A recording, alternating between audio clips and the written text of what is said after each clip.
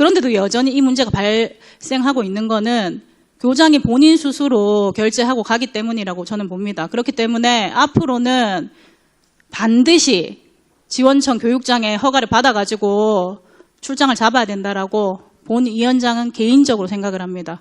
그리고 학교 회계를 할 때 출장비는 학교 회계에 5% 10% 상한이 있어야 됩니다. 학교 회계 애들을 위해서 1억 줬는데 출장비 2천 가져가면 그게 맞는 겁니까? 애들을 위해서 쓰라고 그랬는데. 진짜 심각한 문제입니다. 네. 김대일 의원님 질의해 주십시오. 예, 안동 출신 김대일 의원입니다. 계속해서 우리 교육국장님께 질의하도록 하겠습니다. 예, 학교 급식 환기 시설 개선과 관련해서 질의 좀 드릴게요. 이게 요즘 네, 교육국장 이윤아입니다. 예. 2023년부터 우리 학교 급식 환기 시설 개선 추진 사업 진행을 하고 있죠. 네, 그렇습니다. 지금 보니까 전체적으로 이제 23년도부터 해가지고 지금 280개 학교가 약 한 전체 38% 정도 진행이 됐는데. 네, 그렇습니다. 이게 이제 선정을 할 때는 대상 학교를 어떻게 선정해요? 우선은 저희들 그 급식실 관련 그 현대화 사업은 10년 노후가 이상 10년 된 급식실 중에서 희망으로 하고요. 그리고 그 환기시설 관련은 그 신청을 받습니다. 저희들이 학교에. 그래서 그 대상을 선정해서 그 환기시설을 교체하고 있습니다. 급식 종사자들이 이제 우리 이제 23년도에 이제 기사 났던 건데 4명 중에 1명이 폐암 이상 소견이 있다. 이 정도면 굉장히 심각하죠. 네, 그렇습니다. 그러니까 이런 것들을 이제 어쨌든 같은 교육 과정으로 이렇게 인식을 하고 할 것 같으면 정말 선제적으로 좀 대응을 하고 요즘 우리가 가장 사회적으로 중요하게 생각하는 것 중에가 특히 이제 사람과 관련된 안전사고 문제인데 또 이런 거는 결국은 또 일터에서 또 자기가 일하는데 어떤 이런 산재가 발생이 된다는 거는 참 25년도에 우리가 살고 있는 지금 입장에서는 이해하기 상당히 어렵다고 이렇게 생각을 합니다. 그리고 방금 말씀 따라 이제 이게 좀 급식실 환경이 노후가 되고 또 혹은 이제 요구가 있다고 해서 이제 대처를 해야 될 게 아니고 이런 어떤 정말 심각한 사항이 발생이 됐다면 이럴 때 이래 전수조사가 필요한 거예요. 정말 전수조사를 내가 공기질이 어느 정도 나오는지에 대해 가지고 가능하면 실시간 측정을 한다든지 이걸 집중적으로 이게 좀 모니터링 해야 되지 않나. 그런 데이터를 가지고 이게 개선 사업을 해야지. 보니까 예산도 적게 들어가는 건 아닌 것 같아요. 네, 그렇습니다. 23년도에 110억 들어갔고 24년도에 거의 218억, 올해 이제 167억. 내년도 예산이 어느 정도 들어가요? 내년도 예산은 위원장님 허락하시면 최근 과장님 조금 세부적으로 답변을 하셔도 되겠습니까? 네, 최근 과장님 답변하십시오.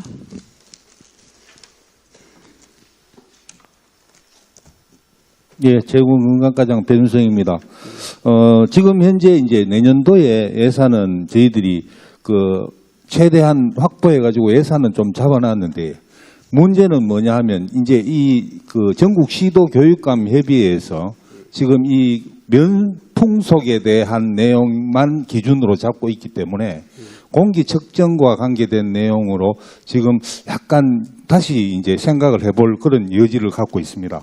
그래서 그 부분에 대한 내용들은 지금 포함이 되어 있고 지금 이제 예산과 관련된 내용들은 지금 저희들 당초에 38% 지금 현재 올해까지 다 했을 때 38%가 되는 것이거든요. 그래서 내년도에 저희들이 3년간 향후 3년간 더 해서 전체적으로 다 하려고 예산하고 있었던 것을 5년으로 예산을 늘려서 지금 진행하려고 준비하고 있습니다. 아, 지금부터 5년을 더 늘린다는 그렇습니다. 거예요? 예. 아니 그럼 예산이 어쨌든 들어가는데 예. 방금 이제 말씀 중에도 그랬는데 면풍속만 가지고 이야기했다는데 이게 지금 중요한 거는 공기질이잖아요. 그렇습니다. 예. 공기질인데 면풍속만 가지고는 이야기할 수 있는 게 아니잖아요, 그죠? 예. 한다고 해가지고 모르겠어요. 이게 학교 환경이 뭐 다 지금과 같이 뭐 좋은 학교인지 모르지만은 이게 면풍속이 이제 지침대로 한다고만 보니까 저도 그 0.3에서 0.7로 해야 된다 그러더라고. 예. 이게 이제 기름 연기나 이런 게 발생이 되고 문제가 되니까 그냥 면풍속만 이거 높여가지고 그냥 빨아당겨가지고 내보내야 된다는 이런 이 탁상 행정식으로 어떤 기준을 지침을 마련을 했는 게 어떻게 보면 제일 큰 문제인데 이게 이렇게 빠져나갔다고 해가지고 그러면 지금 공기는 괜찮으냐 하는 이 공기질 측정 같은 거 해본 적 있어요?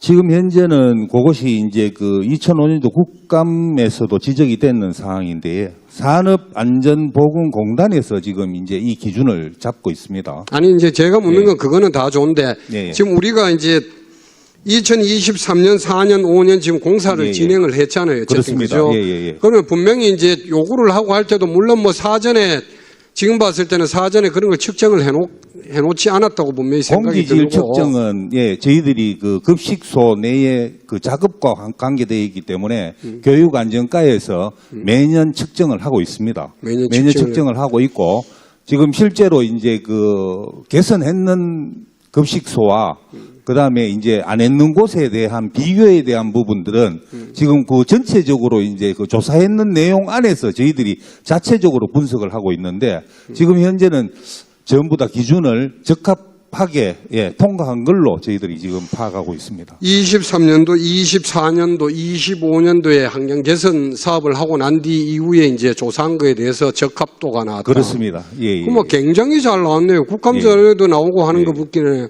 거기에 이제 측정도 사실 뭐 전체적으로 제가 그 국감자료로 보고 했을 때는 전체 대상 학교 42% 정도가 개선 사업을 하고 예, 예. 그 중에 공기질 측정했는 게 뭐 10%도 안 되던데 몇 프로 정도밖에 안 그거는 되는데 이제 급식소 내에 그 작업 환경과 관계되어 있는 부분이기 때문에 네. 그거는 즉 공기적 측정은 늘 하고 있습니다. 공기질 측정을 예, 예. 우리는 계속 하고 예, 있다. 그렇습니다. 예. 그래서 우리가 이제 개선 사업을 한 데 대해서는 공기질이 괜찮다. 급식 종사자들이 일하는데 아무 문제가 없다. 이 말이에요. 예, 지금. 그렇게 판단하고 있습니다. 예, 예. 확신합니까, 그거? 예, 그렇습니다. 그리고 이제 지금 이제 공기 측정에 대한 부분은 저희들이 연간 이제 작업 평가에 대해서 이제 하기 때문에.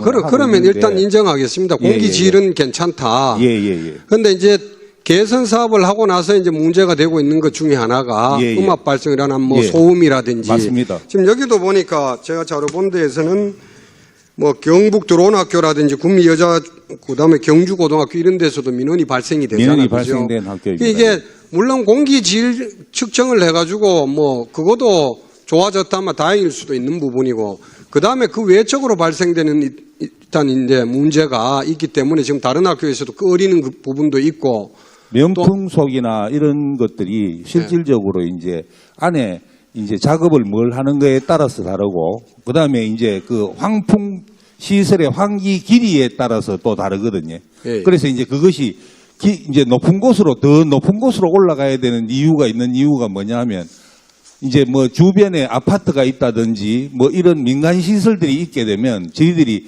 환기구를 좀 더 높게 배치를 해가지고 이제 음식 냄새라든지 이런 것들을 좀 제외하려고 애를 쓰는데 이런 것들을 하다 보면 이제 아니 그렇게 엄밀히 따지자면 그렇게 해가면 연풍속만 이렇게 높여가지고 이래 이제 방금 같이 빼돌린다 그러면 거기에 나가는 어떤 공기질 측정 같은 건 해봤으며 예, 예. 또 그 중에 어쨌든 공기순환 장치라든지 이런 게 들어가요. 지금 공기순환 장치나 이런 것들이 다 들어가 있지는 않은데 예. 일부 이제 그 아니 민원이 그럼 어쨌든 이래 급식소 안에야 뭐 공기질이 개선이 됐다 손 치더라도 그러면 외부로 나간 어떤 공기질이 이것도 어째 보면 1급 발암물질일 수 있는데 그럼 이거는 지역 주민들인데 가도 괜찮다는 거예요? 그거까지는 지금 현재 저희들이 그 관련된 내용들의 그 기준이 없기 때문에 저희들이 그 검사는 하지 않습니다. 아니 그렇게 예, 기준만 없다고 그래 해버리면 안 되는데 예, 이게 예, 결국 예. 물론 뭐 고용부에서 어쨌든 지침을 줘가지고 마련이 돼 있는 부분인데 그런 맞습니다. 분들도 뭐 사실 지침이란 게 가장 뭐 중간치 평가를 낸다든지 해가지고 하는 거지 세세히 뭐 이런 부분에 대해 가지고 어떤 적용을 시켜가 마련한 그런 기준이 아니다 보니까 할 수도 있어요. 그러다 보면 이게 어쨌든 좀 전에 그치 예산은 지금 하면 500억 정도 이상 들어가고 있는데 이 계속 들어가는데 이게 뭐 효과도 없다 그러면 예산 낭비하는 거지. 이게 뭐 밑빠진 독에 물 붓기식이지. 이 예산 왜 씁니까, 이거? 그렇기 때문에 이게 지침이 이게 만약에 잘못된다든지 하면 이거를 꼭 뭐 공무원들이 면피할 생각 하시지 마시고 우리 자체적으로 어떤 가이드라인이라든지 이런 거를 세울 수가 있잖아요. 이거 간단하잖아요. 그래가 정말 이 공기질도 공기질이고 혹은 뭐 외부로 나간 데 있어가지고 이거를 어떻게 중간에서 뭐 공기 정화장치를 단다든지 해가지고 이거를 진짜 외부로 나갔을 때 어떤 문제도 없게끔 이거 뭐 관련 부서의 뭐 전문가가 되든지 업체가 되든지 전부 모아가지고 간담회 해가지고 어떤 기준을 여기서 우리가 자체적으로 도출한다든지 산업 고용노동부에서 지출 주는 것도 그게 권고하는 거지 그게 뭐 의무적으로 이게 할 수 있는 그런 사항은 아니잖아요. 맞습니다. 예. 예. 그래서 지금 이제 저희들이 12월에 전국 시도 교육감 협의회 실무 협의회가 있는데 여기에서 학교 조리실 공기질 관리 기준 마련을 위한 협의회를 진행을 하고 방금 의원님이 걱정해 주셨는 바와 같이 여러 곳에서 이런 민원의 요지들이 있기 때문에 이 기준 마련을 위한 노력을 지금 하고 있습니다. 예. 그 아마도 이런 부분이 현장에서도 결국은 다 뭐 공이 똑같이 발생이 될 수 있는 사안일 수도 있고 또 혹은 뭐 이게 뭐 종사자도 종사자고 뭐 여러 가지 다양하게 어쨌든 이 관계가 되는 분들이 있기 때문에 다 이게 이제 거의 인식은 하고 있는 수준이 될 거예요. 그 이게 빠른 어떤 대처가 필요한 게 이게 우리말로 장땡인 거지. 이거 뭐 요즘 뭐 소위 말하는 이거 뭐야.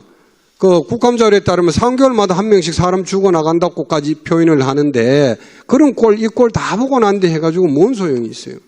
그리고 남 눈치 볼 게 아니고 아까도 이야기했지만 우리 자체적으로 할 수 있는 부분이 있잖아요. 간단할 수도 있잖아요. 전부 모아가지고 정말 시범적으로 한번 운영해보고 한번 모델 학교 선정을 해가지고 그렇게 할 수도 있는 거잖아요. 그죠? 기본적으로 해가지고 개선을 개선 사업이 필요한 어떤 수요 대상을 파악을 하고 뭐 그전에 공기질 측정하고 개선해가지고 사후에 성능 평가하듯이 그 결과물 받아보고 그럼 괜찮다 뭐 그런 방법으로 가든지 이걸 하고 났는 데 있어가지고도 뭐 소음이 발생이 됐다든지 뭐 다양하게 다른 문제가 발생이 됐다 뭐 다른 부분도 개선하고 해가지고 늘 뭐 우리 경북 교육이 세계 교육의 표준이 된다고까지 말씀들을 하시는데 이런 부분은 더 선제적으로 해가지고 경북이 이런 모델을 제시했을 때 전국이 따라와야죠. 지금 뭐 경기도에서도 보니까 이것도 공기질 실시간 측정하고 뭐 자동 제어 시스템까지 해가지고 뭐 한다 하고 보도자료까지 내는 걸 봤는데 이게 우리 담당 부서 우리 또 과장님이니까 좀 이런 문제에 대해 가지고는 그래도 우리 경북교육이 누가 되든지 간에 학교 내에서 이렇게 종사하는 모든 분들 한 가족이라 생각을 하면 남일같이 생각하지 마시고 이런 부분은 예산도 또 적게 들은 게 아니라 엄청나게 예산이 들어가는데 진짜 이게 아무 소용이 없을 것 같으면 뭐 차라리 이 돈 n분의 1 해가지고는 뭐 좋은 거 잘 사잡수텐지 안 그만 건강검진 받아보니 차라리 주는 게 낫죠. 이런 부분 좀 유념해가지고 이게 우리 자체적으로 정말 뭐 어떤 사항에 대해서 문제를 해결해 나가겠다는 그런 어떤 좀 의지를 좀 가지시고 좀 이렇게 해주시면 좋겠다는 말씀 드리겠습니다. 예, 좋은 의견에 적극적으로 노력하겠습니다. 감사합니다. 예, 이상입니다. 네, 김대리 의원님 수고하셨습니다. 김경숙 의원님 질의해 주십시오. 네, 안녕하십니까. 점심 맛있게 드셨죠? 네, 자물 시간이라서 저한테 질문을 하라고 주시는 것 같아요. 텐션을 좀 높이라고 하는 것 같은데. 과장님, 제가 작년에 행감 때도 저도 이 부분과 관해서 제가 아마 질문했을 거예요.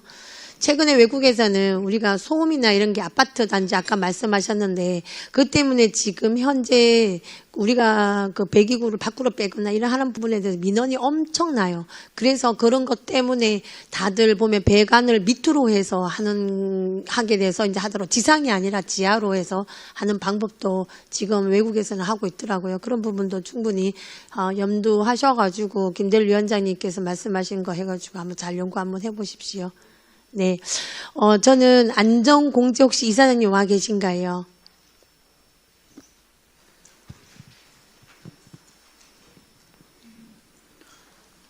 네, 직책과 성명을 밝히시고 답변 부탁드립니다. 학교 안전공제회 이사장 김영석입니다. 네, 안녕하세요. 네, 예. 앉으셔서 얘기하셔도 됩니다. 다리 아프신데, 네네, 앉으셔도 될 것 같아요. 네네. 거기서 이제 말씀드릴게요. 안전공제는 공무원인가요? 근로자인가요?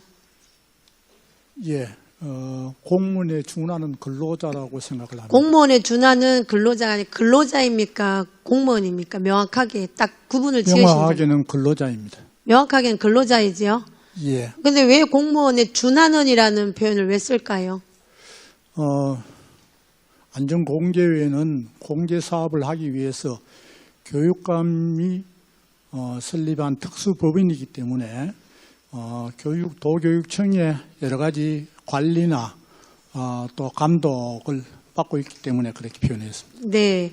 그러나 잠시만요. 그 이사장님 지금 이거 도민이 다 보고 있는 거라서 일어날까요? 웬만하면 일어나서 답변 부탁드립니다. 네, 아이고 죄송합니다. 제가 질문이 많으실 것 같아서 했는데 그래도 어쨌거나 근로자이죠. 예, 명확하게는요. 네, 근로자는 저도 개인적으로 생각하기에는 준하는이라고 하도 구분할 때에는 명확하게 근로자라고 저도 생각은 합니다. 그러면 안전공제에서 사업을 하시는데 목적 사업이고 수익 사업부가 따로 구분해서 나눠져 있죠? 예. 네, 그러면 안전공제는 목적 사업부에 속합니까? 아니면 수익 사업부에 속합니까? 목적 사업을 하는데 목적 사업의 원활한 아마 수행을 위해서 수익 사업을 겸하여야 합니다. 아, 그렇지. 예. 어쨌든 안전공제 대답하시는 게 두 가지 길을 항상 가지고 가시는데 안전공제가 목적 사업부에 속합니까? 수익 사업부에 속합니까? 원칙은 목적 사업부에 그렇죠. 원칙은 목적 사업부잖아요. 밖에 나가서 어디 뭐 진짜 학교마다 다니면서 일하시는 거 아니잖아요. 그죠? 수익 사업을 만들기 위해서 하시는 거 아니잖아요. 예, 예. 네, 그렇게 목적 사업부에 있는 겁니다. 오신 지 9월에 이번에 오셨기 때문에 제가 깊이 있게는 제가 질문을 안 드리고 내가 궁금한 점 몇 가지씩만 할게요. 이건 다 아시는 내용들이라서 제가 말씀드리겠습니다. 제가 안 그래도 제가 말씀드린 게 제가 퇴직금 증산 세부 내역을 자료를 요청했어요. 알고 계시죠? 예. 네, 거기에 보니까 관리 업무 수당이 지워지더라고요. 관리 업무 수당 퇴직하시는 분 4급 퇴직하시는 분이 관리 업무 수당인데 이 관리 업무 수당은 공무원이 그죠? 공무원이 준했을 때에 공무원에게 주어지는 특수 이게 수당인 걸로 알고 있습니다. 그러면 공무원이 준하다고 해서 이 관리 업무 수당을 우리 목적 사업부인 안전공제에게 주어지는 건가요? 관리 업무 수당이 특정 업무 수당 그걸 말씀하십니까? 관리 업무 수당이고 특정 업무 수당이죠. 예, 여기에서 표현한 관리 수당은 아마 이사장은 사실상 상권직은 아닌데 이제 통상 공제를 대표하는 결제를 하고 여러 가지 일주일에 한 이틀 정도 출근을 하고 이러다 보니까 관리 수당이 조금 있는 걸로 알고 있습니다. 그 말이고 그 외에 특정 퇴직금에 아마 계산됐다는 것은 특정 수당 그걸 말씀하시는 거 아닙니까? 그러니까 4급의 28호봉에 그 관리 업무 수당이 있는데요. 예. 말씀하신 것처럼 근로자라고 하면 명백히 근로자임에도 불구하고 관리 업무 수당은 공무원인 경우에 공무원에게 특별 수당이 주어지는 건데 여기 보면 4급의 관리 업무 수당이 자그마치 48만 4천 원 넘는 돈이 매달 지급이 됐어요. 그래서 제가 말씀드리는 게 관리 업무 수당이 안전공제에게 주어진 어떤 이유가 있냐라고 제가 묻는 거예요. 공무원에게 준하는 것을 왜 여기에다가 퇴직자 48만 얼마가 48만 원 돈. 4급 46만 누구한테 40. 주어지는 겁니까? 4급 공무원이 퇴직자에게요. 예? 4급 28호 호봉을 가지신 퇴직금의 증산에 중간 증산에 이게 올라와 있습니다. 지금 4급에 해당되는 건 우리 국장님 뿐인데 그러니까 얼마 전에 제가 이 자료 요청을 했습니다. 예. 했더니 퇴직금 중간 증사 세부 내역에 보면 관리 업무 수당이라고 되어 있어요. 이것도 보면 월급의 봉에 9%이지 않습니까? 예. 네, 9%의 관리 업무 수당이 있어요. 이거 공무원에게 주어지는 건데 근로자라고 하시면 이게 주어지는 게 맞을까요? 제가 그 부분에 대해서는 자세히 살펴보지 못했는데 확인을 다시 한번 해보겠습니다. 이게 왜 이렇게 됐는가 제가 설명 한번 드리겠습니다.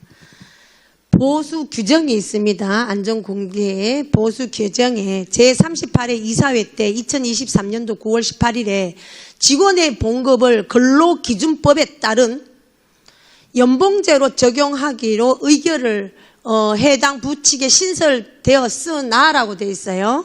그 했다는 얘기입니다.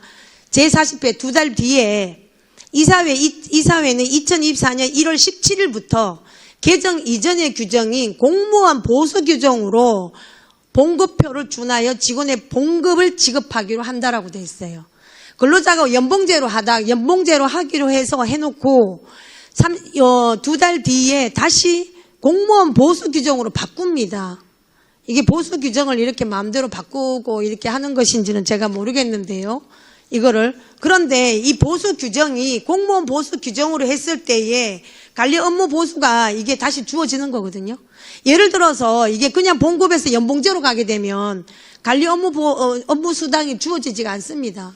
이걸 유지하기 위해서는 공무원 수당을 만들어야 되거든요. 처음에 38회 때 분명히 이사회 때 연봉제로 하기로 했습니다.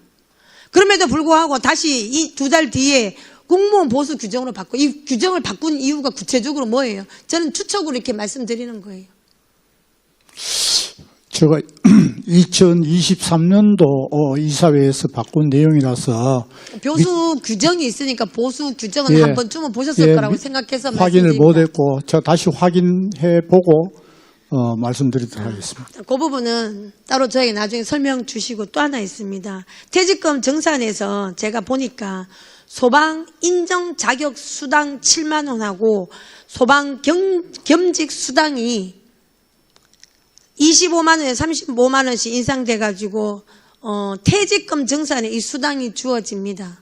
전 퇴직금 정산에 수당이 주어지는 거는 제가 잘 모르겠는데 제가 조금 전에 말씀드렸듯이 안전공제는 목적사업부라고 얘기하셨죠.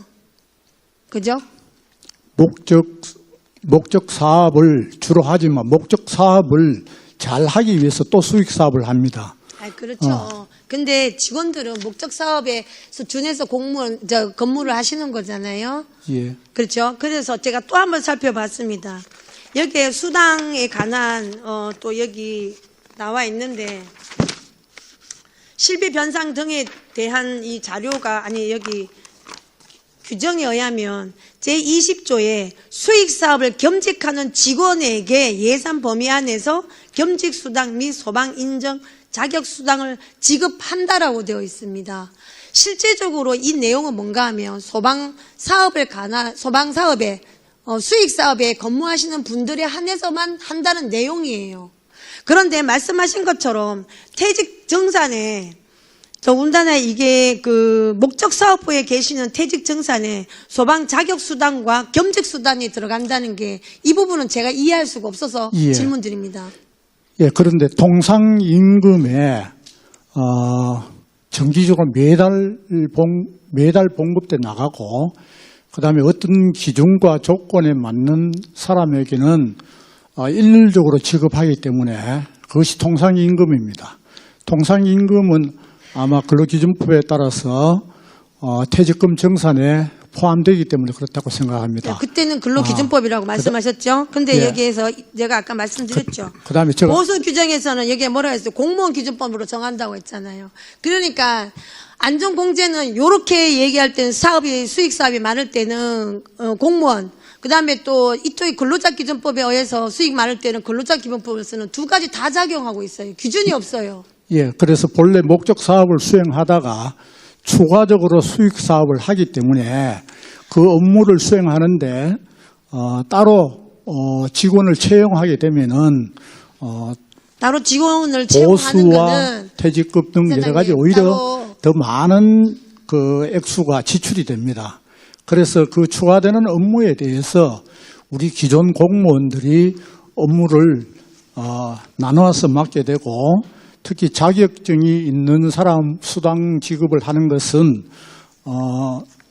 그 관리팀이 있고 그다음에 공사팀이 있습니다. 이사장님, 거기까지는 이게 제가 말씀한 수익사업부를 얘기하는 게 아니고요. 이사장님 말씀하시는 건 수익사업, 소방 수입사업을 말씀하시는 거고, 제가 말씀드린 건 목적사업이에요. 목적사업부에서 소방 겸직이나 자격수당, 더군다나 퇴직금에 이 수당제도가 들어가는 게 맞냐라는 거예요. 하여튼 의원님 말씀을 잘 알아서 한번 확인해 보겠습니다. 그래서 제가 이걸 보면 말씀하신 것처럼 조금 전에는 근로기준법이라고 얘기하셨고요. 여기 2024년도에는 공무원 보수 규정으로 정한다라고 했는데, 또 퇴직금의 세부 내역을 볼 때는 여기에 근로기준법 제2호의 11항 제6호에 따르면이라고 해서 따라서 또 계산을 합니다. 도대체 이거를 어느 기준에 맞춰서 그 계산을 하시는지 난 이해가 안 돼요. 요럴 때는 근로기준법을 쓰시고, 또 여기에는 보수 규정에서는 공무원 기준법을, 이거는 그러면 4급에 한해서만 공무원 기준법을 쓰시는 건지, 이 부분에 대해서는 오신 지 얼마 안 되셨으니까 이거는 다시 가셔가지고 상세하게 다시 한번 더 알아보시고 나중에 저에게 설명을 따로 한번 해 주시기 바라고요. 예, 그리고 그렇게 하겠습니다. 네, 그리고 또 이제 그 수익 사업이라 하셨는데요. 아까 수익 사업이 1년에 어느 정도 됩니까? 수익 사업을 해서 우리 기금에 들어오는 액수가 3억에서 작을 때는 2억까지 됩니다. 평균 한 2억 한 7천만 원 정도가 매년 기금으로 들어오고 있습니다. 네. 그러면 2억 7천 얼마 정도 들어오면 거기에서 인건비 나고 물건 나고 이제 뭐 구입하는 물건 있을 거 아니에요. 그죠? 예. 그런 거 나가면 거기에서 다 그걸 다 제하고 그렇습니다. 다 순수 이익만 그렇습니까? 예. 그러면은 그거 지하고 아니하고 들어오는 이익은 얼마입니까? 예? 그거를 제하지 아니하고 한 한 수익 사업 4억 가까이 될런지 모르겠습니다. 4억 정도 됩니까? 예, 정확한 수치는 모르지만. 예. 대략적으로 제가 예. 알기로는 한 4억 가까이는 되지 않는 걸로 예. 제가 보는데요. 이 소방 물품에 관해서 소방은 아직 이거죠. 소방 안전 시설 관리업은 여기에서 그 사업자 등록이 있지 않습니까? 예, 사업자 등록이 있습니다. 네, 사업자 등록에 거기에 세부 내역 뭐라고 되어 있나요? 거기에 혹시 판매나 이런 것도 하게 된다고? 예, 판매도 하게 되어 있습니다. 명시되어 있습니다. 그건 명시되어 있는 거는 이 규정에 명시되어 있는 것이고, 사업자 등록에 뭐라고 예. 되어 있습니까? 내가 사업자 등록에 보니까 비영리 단체로 해서 그렇게 사업자 등록에는 판매 뭐 이거는 말이라는 거 없는데 사업자 등록 세부 내역이 뭐라고 되어 있어요? 소방 관리라고 되어 있지 않아요? 사업자 등록 쪽에 보면은 업태는 서비스와 도소매고 종목은 소방시설 관리업과 소방기구를 관리업이잖아요. 소방시설 관리업으로 되어 있죠. 명확하게. 예. 맞죠? 관리업으로 되어 있죠. 예. 그래서 학교를 관리하시는 거죠. 관리업도 있고 공사 면허도 있습니다. 공사 면허는 있는데 여기 면허에 사업자 등록에 면허 공사를 하다 보면은 기구나 소화기 이런 걸 기술적으로 점검. 그죠? 설치를 하다 보면은 네. 소요됩니다. 네, 제가 한번 혹시 그 자료 PPT 하나만 띄워주실 수 있을까요? 우선 그거 하나 띄워주시고 제가 설명드릴게요. 이게 뭔가 하면 소방일지입니다. 차량이 12대죠. 아니, 6대죠. 예? 차량이 6대죠. 예. 스타렉스가 본거가 2대고 나머지 승용이 그죠? 4대죠. 예, 맞습니다. 네, 나는 제가 직접 대구까지 갔다 오신 거 아시죠? 예. 네, 그때 갔을 때 보고 작년에는 내가 여기에 대한 세부적인 일지를 달라고 하셨는데 사실은 내가 그거 보고 통행이나 주류 막 유류 이런 걸 보고는 사실 깜짝 놀랐어요. 그래서 이번에 제가 직접 가서 확인을 했습니다. 갔더니 차량 2대는 개인이 거의 쓰고 있어요. 한 사람이 거의 쓰는 거예요. 차량 2대는 한 사람이 쓰고 있더라고. 그래갖고 내가 차량 일지를 다 달라고 했어요. 저기 보시면 저게 무슨 뜻인가 하면 2024년도 4월 18일이에요.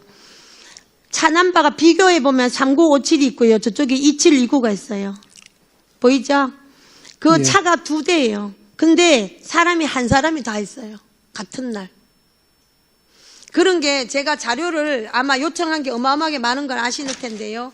내가 점검 2년 동안에 이 소방 점검 일지를 내가 다 달라고 해서 이거 하나하나 다 살폈어요. 다 살펴봤더니 다 가라예요. 왜냐하면 반복적으로 쓰는 글씨체도 많지만 날짜도 저분이 아까 다시 한번 보여주세요. 한 사람이 같은 날 저렇게 다닐 수가 없어요. 예, 그거는 제가 이 좌측에 있는 일지는 2024년이 아니고 2025년인데 아니에요. 제가 2025년 것도 담당자가 확인했어요. 바뀌면서 위에는 2024가 정정이 안 되는 내용 같고 저 그다음에 이사장님 죄송한데 제가 자료를 얼마나 많이 요구했는가 아시죠? 2024년, 2025년 거 다 요구했고 제가 하나하나 다 살펴서 저와 같은 동의된 게 자그마나치 6개월치가 저래 돼 있어요. 한 사람이 6개월치가 같이 중복되어 있다고요. 예, 저기 있는 그거는 일지가 일지를 작성할 때 당시에 잘못된 거예요. 일지가 양식을 바꿔서 그렇고 일지가 좀 잘못됐다 치더라도 학교에 가서 소방 점검한 일시가 다 기록되어 있습니다. 그 일시 일시가 따지시니까 제가 얘기할까요? 또 우리 사무실에도 제 얘기 들으세요. 예. 제 얘기 들으세요. 그렇게 부수적으로 설명 안 하셔도 됩니다. 왜냐하면 자료는 이미 제가 너무 많이 알고 있어서 거기에 대해서 얘기 안 하셔도 돼요. 예. 또 하나는 아까 얘기하신 일지의 시간 다 얘기하셨죠. 일지 시간에 아침에 8시 반에 출근하면 1시에 퇴근하는 경우도 있고 2시에 퇴근하는 경우도 4시에 퇴근하는 경우도 있습니다. 그렇게 퇴근하는 경우는 반드시 전자결제를 내어서 하도록 그렇게 되어 있습니다. 제가 지문일지로 한 거는 작년에 올해부터 시작해서 하신 거고 작년부터는 지문일지로 한 게 아니잖아요. 자꾸 그렇게 얘기하시면 안 돼요. 제가 그거 가서 그래. 상세하게 작년부터의 안전공제에 대해서 얼마나 내가 많이 깊이 있게 예, 봤습니까? 의원님이 안전공제가 감사를 2년에 한 번 받고 소방은 지금까지 자체 감사를 받기 때문에 소방이 얼마나 많은 감사의 내용이 들어있는지 제가 너무 잘 알아요. 예, 앞으로 잘 살피도록 하겠습니다. 이 일지에 보시면 제가 다 중복된 일지를 제가 이만큼 갖고 왔어요. 이게 아까 말씀하신 것처럼 이게 잘못됐다, 뭐 일지가 바뀌었다. 아니에요. 내가 2024년, 2025년 하나하나 다 살폈어요. 심지어는 며칠 출근한 것까지 제가 일지를 다 봤습니다.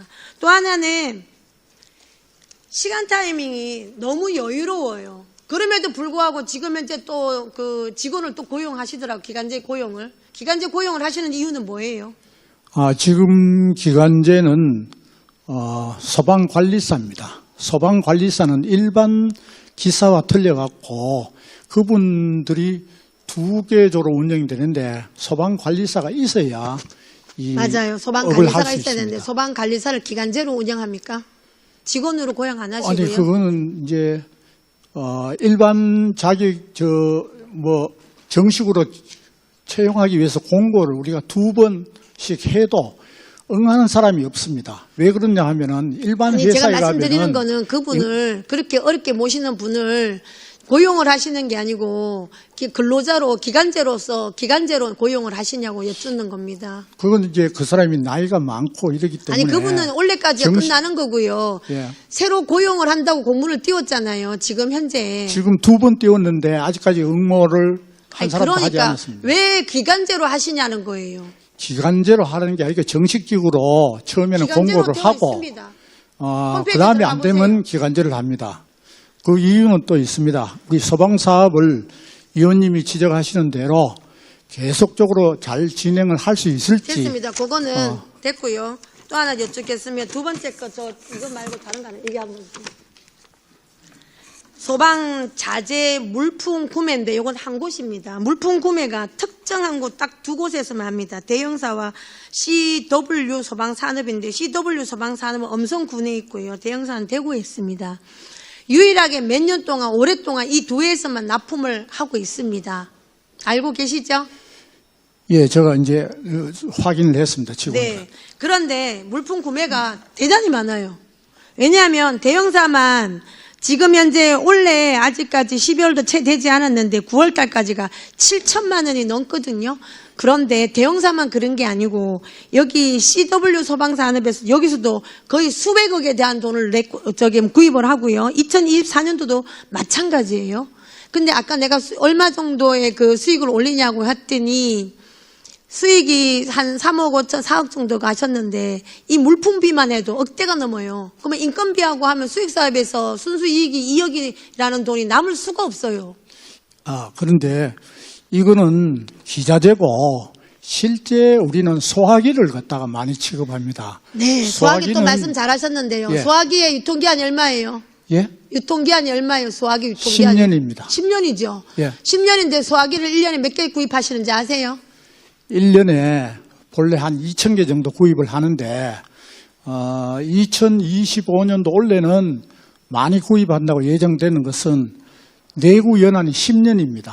그래서 10년 만에 소화기가 일제히 교환하는 경우 하는 학교가 많기 때문에 미리 그 내구 연한이 지난 2026년부터 교환한 물량을 확보한다는 차원에서 예정을 해놨는 거고. 제자님 물량을 확보하는 차원이 아니고요. 제가 자료를 받아본 결과 매년 수천 개의 소화기가 구입이 됩니다. 예? 그리고 또 제 자료에 의하면 소화기를 구입해가지고 설치한 학교를 다 가져오라고 했더니 학교의 자료를 갖고 왔어요. 자, 그러면 일지하고 학교와 같나라고 맞는 곳이 있을 거 아닙니까? 그죠? 한 개도 맞는 곳이 없어요. 맞는 곳이 확인해 하나도 보겠습니다. 없어요. 저는 그래 잘 그 학교에서 뭐 그 사람들이 임의적으로 할 수 없는 게 견적서와 납품 청구서, 세금 계산서 이게 우리 본 사무실에서 담당자들이 다 처리를 하기 때문에 네, 맞습니다. 그 사람들이 그런데 어떻게 할 수 있는 여유가 자, 별로 그러면 없다고 이사장님 오신 지 얼마 안 돼서 제가 이사님한테 질문 드리기는 못하고요. 제가 얘기하는 거 좀 들어주세요. 예. 소화기 설치 학교의 현황을 제가 다 받았어요. 그리고 저 앞전에 죄송한데 저 앞전에 거 하나 주실래요? 앞전에 거. 예, 요 일지 밑에 보시면 소화기, 감지기, 유도등, 유도 표시된 거 다 있죠. 저게 설치하는 거잖아요. 그 학교에 설치한 거를 목록을 다 적어 놓죠. 제가 저거 2년치 거를 다 뒤졌어요. 하나도 빠짐없이. 그리고 또한 학교에 설치했다라고 하는 소화기를 설치했다라고 하는 이 학교의 목록을 다 받았어요. 저거와 비교해서 맞는 곳이 한 곳도 없어요. 또 하나는 일지에서 이 소화기를 설치한 날짜에 갔다는 거 제가 다 찾았어요. 한 곳도 없어요. 다 맞지 않아요. 무슨 내용이냐. 소방 일지, 점검 일지 이것도 한 번에 다 작성을 하기 때문에 요일도 틀릴 수도 있고 그날 비가 왔는지 햇빛이 떴는지 이것도 다 안 맞아요. 또는 저 밑에 소화기 설치 유도등 한 거 하고 우리 물품 구입한 거하고 제가 또 다 맞췄어요. 안 맞아요. 근데 내가 창고까지 갔다 왔잖아요. 아시죠? 물품 창고에. 갔을 때 소화기만 수백 개만 있는데요. 그 물품이 소화기가 몇천 개를 구입하는데 그건 몇백 개밖에 없었어요. 그 안에 유도등이라든지 다른 거 모든 거 설치한 거 제가 공부 많이 했습니다. 물건을 구입한 것이 실제적으로 학교에서 그걸 사용하느냐를 또 다 따졌어요. 제가 학교로 설치한 학교가 다 찾아갔어요. 아니에요. 이게 CU CW 소방산업에서는 음성에서 들어오는 물건은 똑같이 682만 원짜리가 몇 년째 682만 원입니다. 똑같은 금액으로. 어떻게 뒷다리가 틀리지도 않고 682만 원이 똑같이 나오겠어요. 몇 년 동안. 예, 그죠? 의원님 그 지적하신 내용을 다시 한번 확인해 보고 실제 그 업소가 우리 본 사무실하고 좀 멀리 떨어져 있다 보니까 일주일에 한 번씩 우리 그 부장님이 점검을 하러 갑니다. 가지만 사실 여부가 잘 된지 안 된지 다시 한번 제대로 12명, 아니, 확인하도록 그 하겠습니다. 직원이 12명이에요. 12명의 차 6대에서 또 한 분이 타기는 하거나 안 그러면 봉고차 4명, 5명이 타서 학교를 돈다고 해서 일지를 다 해요. 일지는 그렇게 되어 있습니다. 그러나 실제적으로 제가 봤을 때 그만한 인원이 필요한가도 의구심이 들고요. 우리 안전공제에서 이 수익사업을 꼭 해야만이 하느냐는 또 의구심이 듭니다. 할 필요가 없는 사업이에요. 또 하나, 아까 조금 전에 사업자 등록증에서 있어가지고 우리가 사업자 등록증 판매라는 거는 판매할 수 있다라는 게 되어 있는지는 내가 아까 여쭤봤죠? 예?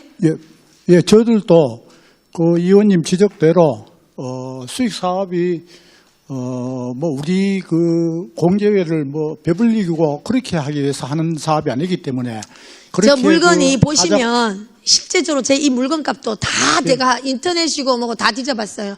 굉장히 비싸요. 또 하나는 이것이 물건값이 이게 판매를 우리가 하는데 과연 소방 사업에서 이 판매를 하느냐, 판매가 가능할까? 이걸 왜 팔지라는 생각이 듭니다. 왜 그런가 하면 지역에서 지역 업체에서 난리예요. 왜 소방에서 이 물건을 파냐? 그러면 지역에서 물품을 댈 수가 없는 거예요. 예.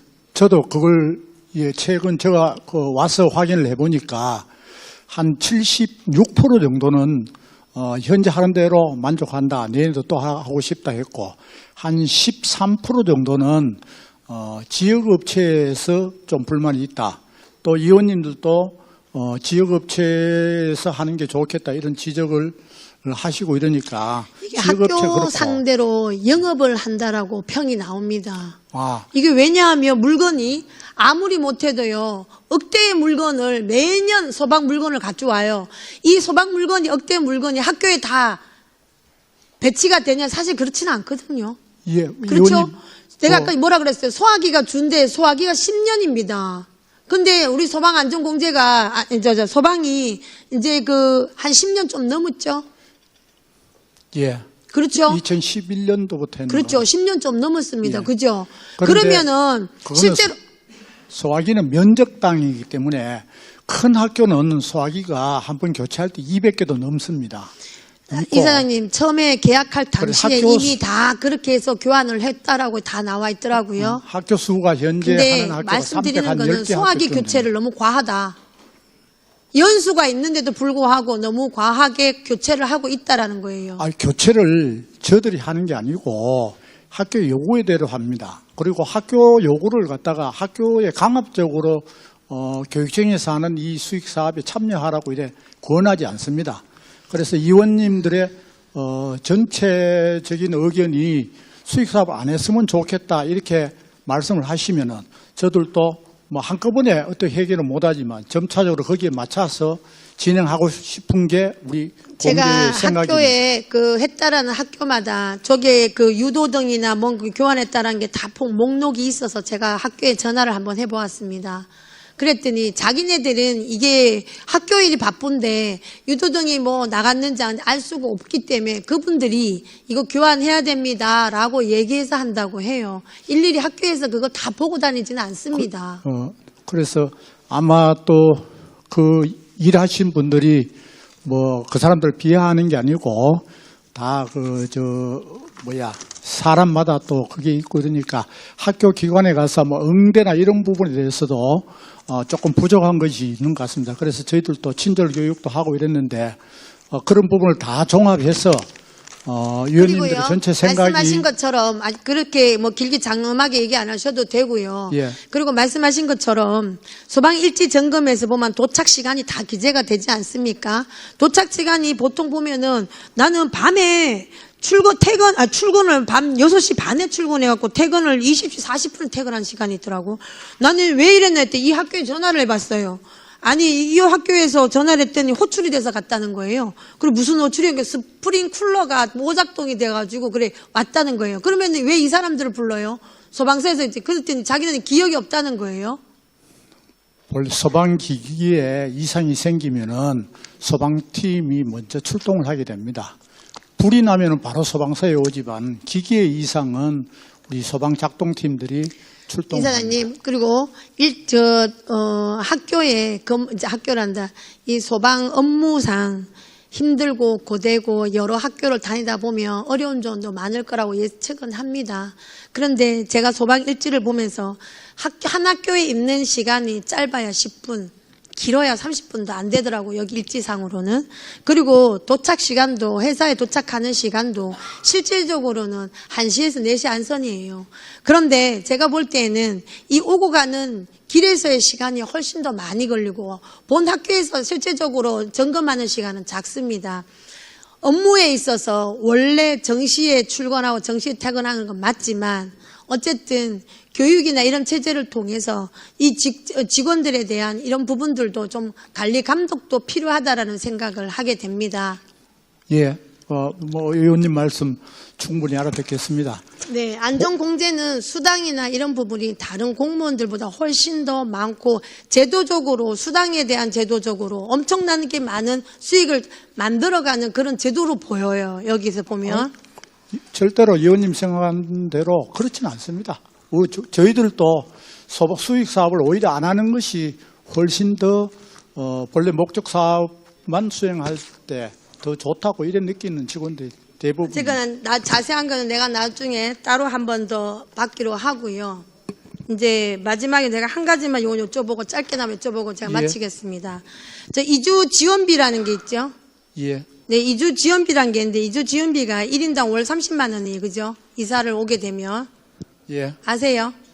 예, 그거는 한시적으로 3년간 했는 걸로 알고 있습니다. 그러게. 근데 한시정은 지금까지 3년 하는데 다른 데는 3년씩 안 하는데 1인당 30만 원씩 이주비를 3년간 지급합니까? 이거는 그 도교육청이 2016년 3월에 대구에서 이리 옮겨올 때 공제회 사무실도 대구 그 도교육청이 같이 있었습니다. 알고 있는데요. 오시면서 원래 3년간을 지급하게 되냐 주는 거예요. 예, 3년간 지급할. 3년간입니까? 예, 3년간이 30만 원씩. 예. 그거는 도교육청 조례에 준해서 아마 공제에서도 그렇게 한 걸로 알고 있습니다. 어제가 오늘 제가 할 말은 많은데요. 시간이 좀 많이 잡혀 있어서 그럴까요? 진행 발언 좀 잠깐 하겠습니다. 네. 안전공제 이사장님 오신 지 얼마나 되셨죠? 9월 1일 날 왔습니다. 9월 1일부로 오신 분이 말하는 게 제가 봐도 어폐가 상당히 많은데 계속해서 질의에 답변을 하고 계시는데 정인세계 세우세요. 왜 저리 앉아서 그냥 서서 그냥 이렇게 질의를 하십니까? 오늘 일단 참고자로 정인세계 세워서 정상적으로 모른다고 이야기를 하고 거기에 대해서 더 안다고 하시면 되지. 답변 내용 다 알고 계세요, 지금? 답변하신 거 내용 다 맞습니까? 다 맞다고는 할 수 없지만 직원 정인세계 세우세요. 네 질의 끝나셨습니까? 예 자리에 앉으시고요. 아니요. 정해 요청을 하셔가지고 김경선님 정해하겠습니다. 수고하셨고요. 예, 휴식을 위해서 감사 중시 잠시 정액하자 하는데 의원님들 이해 없으십니까? 예, 그럼 휴식을 위해서 15시 50분까지 감사 중지를 선언합니다.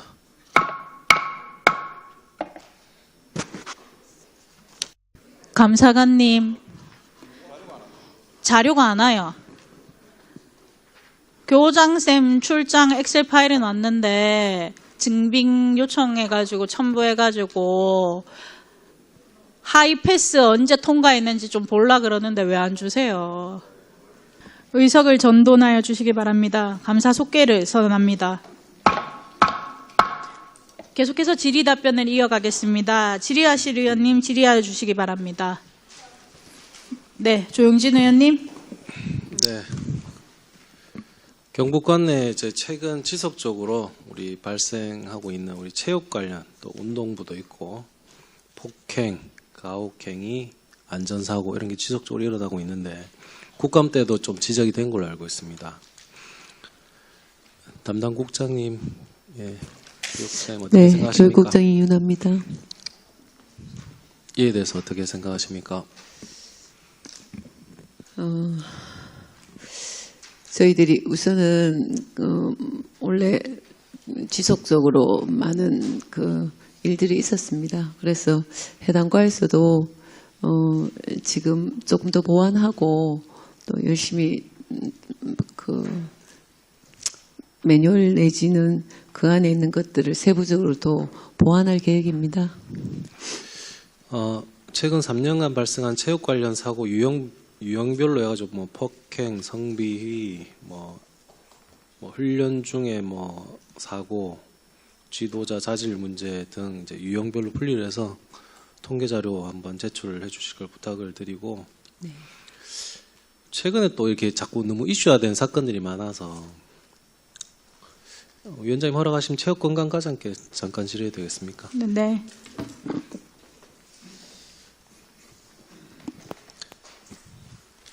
과장님, 체육교사하고 운동부 지도자 자격 역량 검증 절차는 현재 어떤 방식으로 운영이 되고 있죠? 예, 체육건강과장 배준성입니다. 방금 말씀하시는 내용들 중에 지금 이제 학교 운동부 지도자가 이제 지금 이제 저희들이 열심히 이제 그 개선 교육을 위한 여러 가지 방법들을 활용하고 있는데 이렇게 아직도 이제 이런 사건들이 일어나게 된 것이 먼저 아쉽다는 이야기를 먼저 드리고 지금 현재는 체육 교사들이 이제 그 운동 선수 출신의 체육 교사들은 이제 거의 없어졌습니다.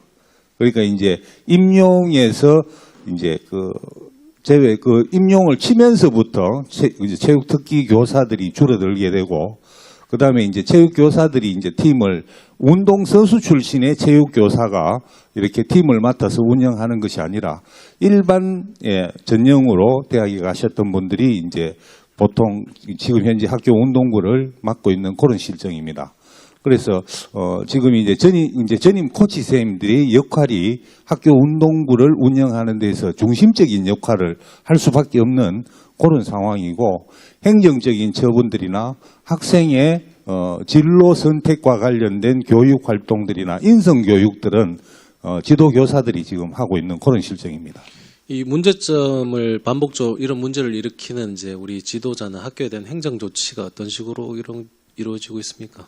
지금 이제 저희들이 상주에 실험부 선수들 그때 폭행 사건이 일어난 이후를 기점으로 해서 저희들이 학교 폭력과 관계된 지도자들은 원 스트라이크 아웃제를 이용해서 이제 한 번이라도 그런 부분들이 혐의가 있게 되고 문제가 됐다면 해임 처리를 하는 걸로 그렇게 했고 그다음에 지금 이때까지 저희들이 관련된 학교 운동부 점검이라든지 이런 걸 안 한 것이 아니고 그런 부분들에 대한 내용들은 늘 주기적으로 지금 계속 하고 있습니다. 그래서 당초에 학교 운동부 리스트를 작성해서 아이들을 점검하던 그런 체크리스트가 지금 현재는 막 한 장이 빡빡이 들어갈 정도로 양이 더 많아지고 있는 그런 현실입니다. 계속 이제 그런 부분들에 대한 교육도 계속 진행하고 있지만 학교 운동부에 대한 문화적인 내용들에 대한 개선이 아직 조금 덜 된 그런 부분들이 있는 것 같습니다. 방금 과장께서 말씀하셨는데 우리 엘리트 선수 출신의 교사들이 없다. 그죠? 아무리 임용을 하다 보니까 아무래도 어려운 부분이 있으니까. 그래서 일선에서는 이제 전문 인력이 좀 비중이 좀 낮다 보니까 현장에 어쨌든 여러 가지 이제 문제점이 있다라는 지적도 있는데 장학사 중에서도 엘리트 선수 출신 장학사는 지금 어느 정도 비율이 되나요? 장학사 전형은 체육 교사들 전체를 대상으로 해서 이렇게 전형을 함께 하고 그 안에도 역시 이제 부가점이 진행되는 그런 지도 경력에 따라서 주어지는 그런 경력에 따라서 주는 점수들이 부가점이나 이런 것들이 있습니다. 학교 운동부를 지도해서 오는 점수라든지 이런 점수들도 동이 같이 적용이 되기 때문에 지금 이제 특기를 갖고 있는 체육교사들이 전형에서 합격할 수 있는 율이 조금 떨어지는 듯합니다. 지금 현재는 운동 선수 출신의 장학사님은 지금 현재 없습니다. 과장님은 저는 이제 마지막 남은 운동 선수인 것 같습니다. 운동 선수 출신의 장학관인 것 같습니다. 근데 우리가 현장을 지도 점검할 수 있는 어떤 전문성을 엘리트 체육 출신의 장학사가 좀 일부는 좀 필요하지 않나 이런 생각도 가지는데 과장님 의견은 어떠세요? 이제 여러 가지 이제 부분에 대한 내용의 이야기들은 언급이 된 바들이 있었습니다. 그래서 교사들을 뽑을 때, 교사들을 이제 임용할 때 운동선수 출신의 체육교사들이 이제 임용될 수 있도록 이렇게 근간에 여러 가지 이제 노력들을 해오고 있는 부분들이 일부분 좀 있습니다.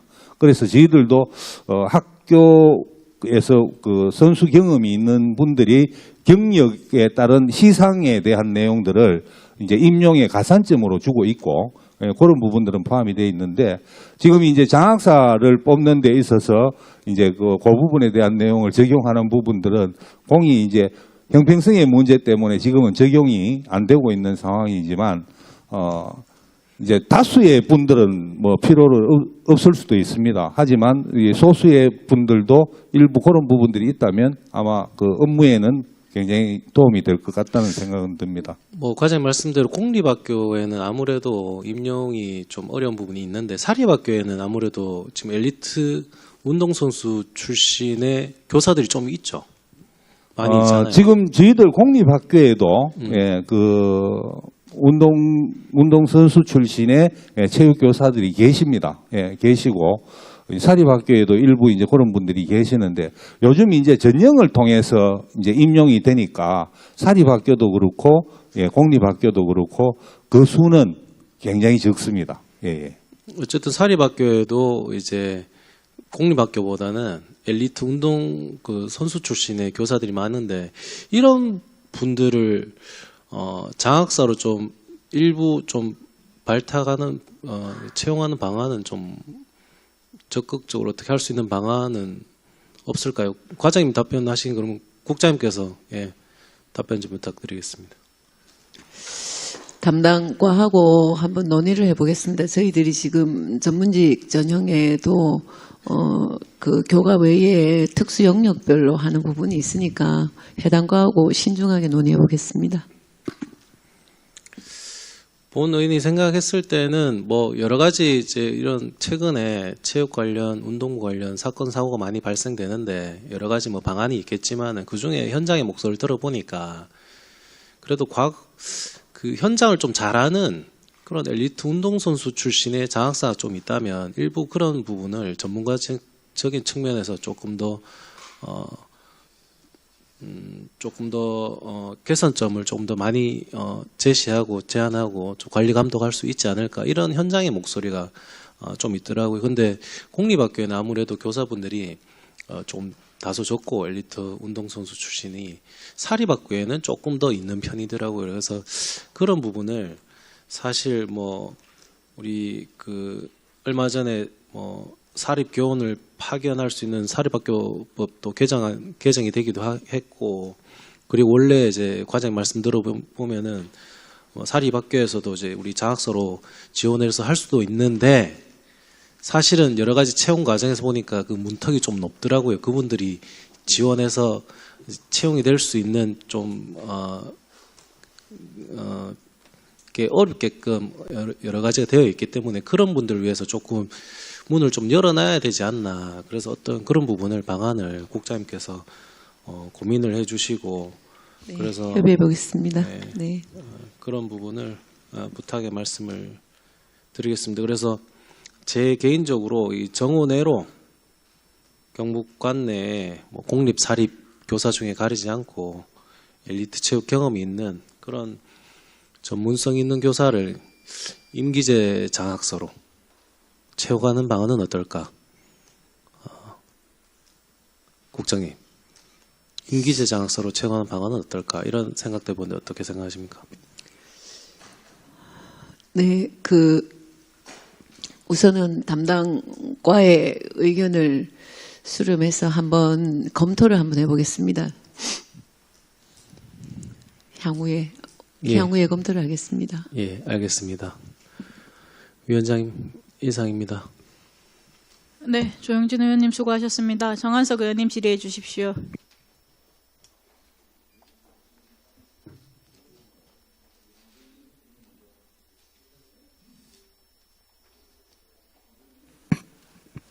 네, 알겠습니다. 항도영 의원님. 감사합니다. 질의를 발언권을 주셔서. 아까 우리 안전공제 이사님께서 답변하신 내용들을 전부 다 이렇게 분석해 본 결과 그 답변에 합당하지 않은 답변을 많이 해주셨습니다. 본 의원은 심히 유감스럽게 생각합니다. 내일도 재차 저는 출석을 요합니다. 위원장님 허락하시면 내일도 출석을 요하겠습니다. 별도 절차가 있어야 돼서 추후에 논의 후 다시 이야기하겠습니다. 네, 알겠습니다. 다음 바로 질의에 들어가겠습니다. 시도별 학급당 학생 수에 대해서 누가 답변하십니까? 학급 학생 수 학급에 관해서 국장님 누구 답변하십니까? 예, 행정국장 박교원입니다. 네, 질문 드리겠습니다. 예. 지금 이렇게 시도별 학급당 학생 수 평균을 보니까 본 의원이 가지고 있는 자료에 의하면은 2023년도, 2024년, 25년을 이렇게 전국적으로 이렇게 통계를 보면은 경북이 평균 19.5로 아주 준수하게 통계상 나타나고 있습니다. 아마 도서 지역이나 이제 우리 도단위 지역은 학령 인구가 좀 급격하게 수도권보다는 많이 줄기 때문에 좀 그렇게 예, 나오는 것 정확하게 같습니다. 파악하셨습니다. 반면에 방금 국장님께서 말씀하신 것과 동일하게 의성, 청송, 영양, 봉화 뭐 이런 데는 사실은 뭐 8명에서 12명이 되는 학급수가 거의 대부분입니다. 예, 그렇습니다. 그런데 구미, 경산, 포항, 예. 뭐 각종 경주도 마찬가지겠지만은 이런 데는 평균 거의 22명에서 24명 수준이고 네, 맞습니다. 예. 또 어떠한 경우에서는 아파트 밀집 지역이나 뭐 인구 밀집 지역에서는 평균 26명에서 29명으로 나타나고 있습니다. 맞습니다. 과밀 학급이죠, 그렇죠? 28명 초과하면 과밀. 예, 이렇게 경북 교육을 이렇게 하면서 이렇게 학급수가 편차가 심하게 나타나고 있습니다. 경상북도 교육청에서는 여기에 대해서 어떤 계획을 갖고 계십니까? 저희들이 뭐 신정축도 하고 학급을 가능하면은 과밀 학급을 해소하려고 뭐 많이 좀 노력을 하고 있는 그런 상황입니다.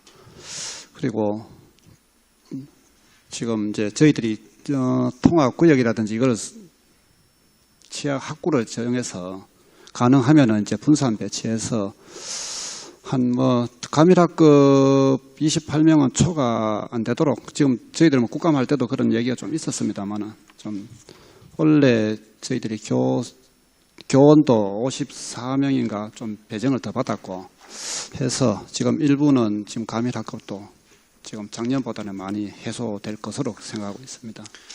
국장님, 네. 국장님 말씀도 옳은데요. 네.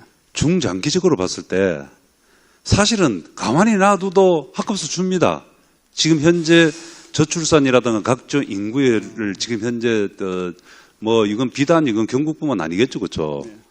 그 가만히 놔둬도 보는데 중장기적으로 계획보다는 지금 현재 당장에 지금 현재 구미 같은 경우에 구미 해마로초의 평균 학급수가 26.2명이고 구미 거무초에 25.4명이고 현일중학교 27.8명입니다. 그리고 해마루 중학교는 27.6명이고 옥계 동무중이 27.2명이고 자 전부 다 이렇게 이게 이렇게 25년도 기준 서울의 평균이 22.2명입니다. 지금 문제가 좀 있는 거 아닙니까? 이게 이제 대부분이 이제 밀집 지역이 뭐 수평 이동을 하다 개발 지역이 전부 다 수평 이동을 하다 보니까 저희들이 거기에 이제 어떤 신설이라든지 수요가 하는데 시간이 뭐 중투도 자투 건치고 중투 거치고 이래 하다 보면 시간이 조금 많이 소요가 되고 이런 과정에서 뭐 그거를 다 충분히 해소를 못하는 그런 면이 있습니다.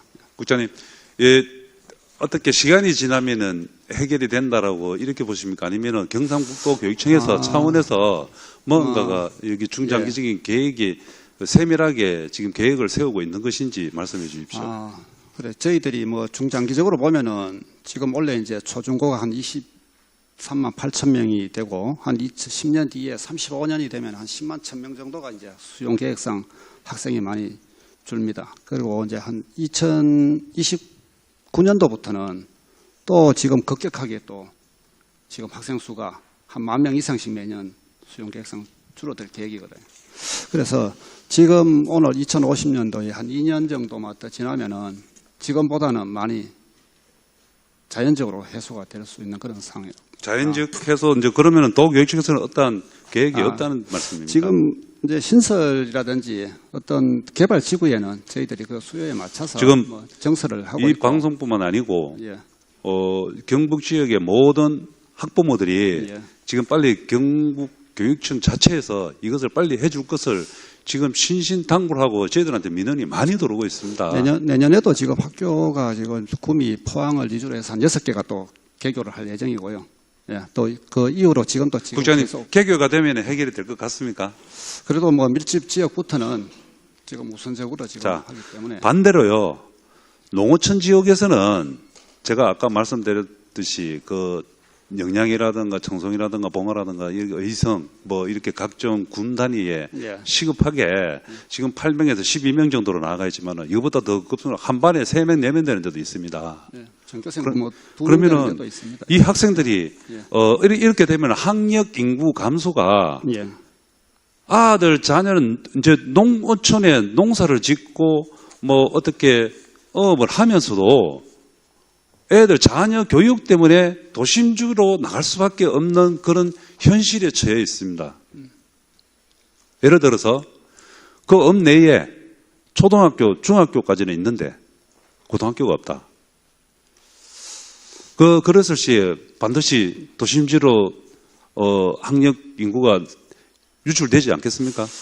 저희들이 학교를 무한정 신설할 수는 없는 상황이고 교원 수가 또 같이 따라가야 되기 때문에 그런데 이제 교원 수는 저희들이 우리 교육관님이 바로 막 하는 게 아니고 기획재정부에서 이제 배정을 받아가지고 저희들이 교원을 확보해서 거기에 맞춰서 통폐합하고 또 분단이나 또 소규모 지역에 통폐합이 되면은 거기에 잉여 인력이 교원들이 나오면은 또 대도시로 좀 빼서 또 네. 정설을 하고 그래서 어떤 복합적으로 네. 특히 구미 지역에 있습니다. 막 이런 현상이 많이 생기고 민원도 많이 들어오고 또 하나는 지금 제가 아까 방금 말씀드린 대로 농어촌 지역에 학력 인구가 급 감소 지역에서는 학교가 없어지고 이렇게 하면은 그냥 없어지는 대로 자연 감소 된다라고 판단하시지 말고요. 예. 또 그리고 또 학력 인구가 많아서 학급수가 애들이 학생들이 많은 지역은 또 자연히 감소될 것이다라고 판단하시지 말고 그야말로 중장기적으로 네. 방금 아까 말씀하신 대로 몇 년도부터는 줄 것이다. 그 몇 년도부터는 증가할 것이다라는 거 이런 것에 대해서 면밀하게 파악을 해서 어떻게든지 간에 농어촌 지역에 아니면은 폐교되는 학교 아니면은 그 중학교에다가 고등학교를 같이 넣어도 그런 것도 한번 방법이라고 생각하는데 국장 생각은 어떠세요? 예, 그 학생들 수용을 위해서 저희들이 뭐 대도시는 대도시대로 또 소도시는 소도시대로 다방면으로 한번 검토를 한번 하겠습니다. 예, 그냥 저는 이렇게 생각합니다, 국장님. 그냥 어거지로 끼워 맞추기식 학력 감소, 학력 증가에 대한 대책이 아니라 현실에 맞게끔 그리고 중장기적인 계획이 분명히 필요한 지금 현재 시점입니다. 네, 감소 지역은 너무 감소하고 증가하는 지역은 지금 아파트만 들어오면은 증가하고 이런 어떤 시점에 있는데 이런 거에 대해서 좀 우리 교육청에서 면밀하게 살펴서 그야말로 중장기적인 계획을 그냥 중장기 계획이 아닌 형식적이 아닌 그야말로 세밀하게 파악해서 이 현실을 타파할 수 있도록 교육 당국에서 힘써 주실 것을 당부드리겠습니다. 예, 알겠습니다. 네, 이상입니다. 네, 황도영 의원님 수고하셨습니다. 정한석 의원님 질의해 주십시오. 예, 7국 출신 정한석 의원입니다. 먼저 오전에 그 질의에 이어 조금 제가 우리 학생시장 과장님께 질의 좀 드리겠습니다. 네, 직책과 성명을 밝히시고 답변 부탁드립니다. 네, 학생생활과장 김영입니다. 우리 과장님 학교 폭력 전담 조사관이 하는 역할이 뭡니까?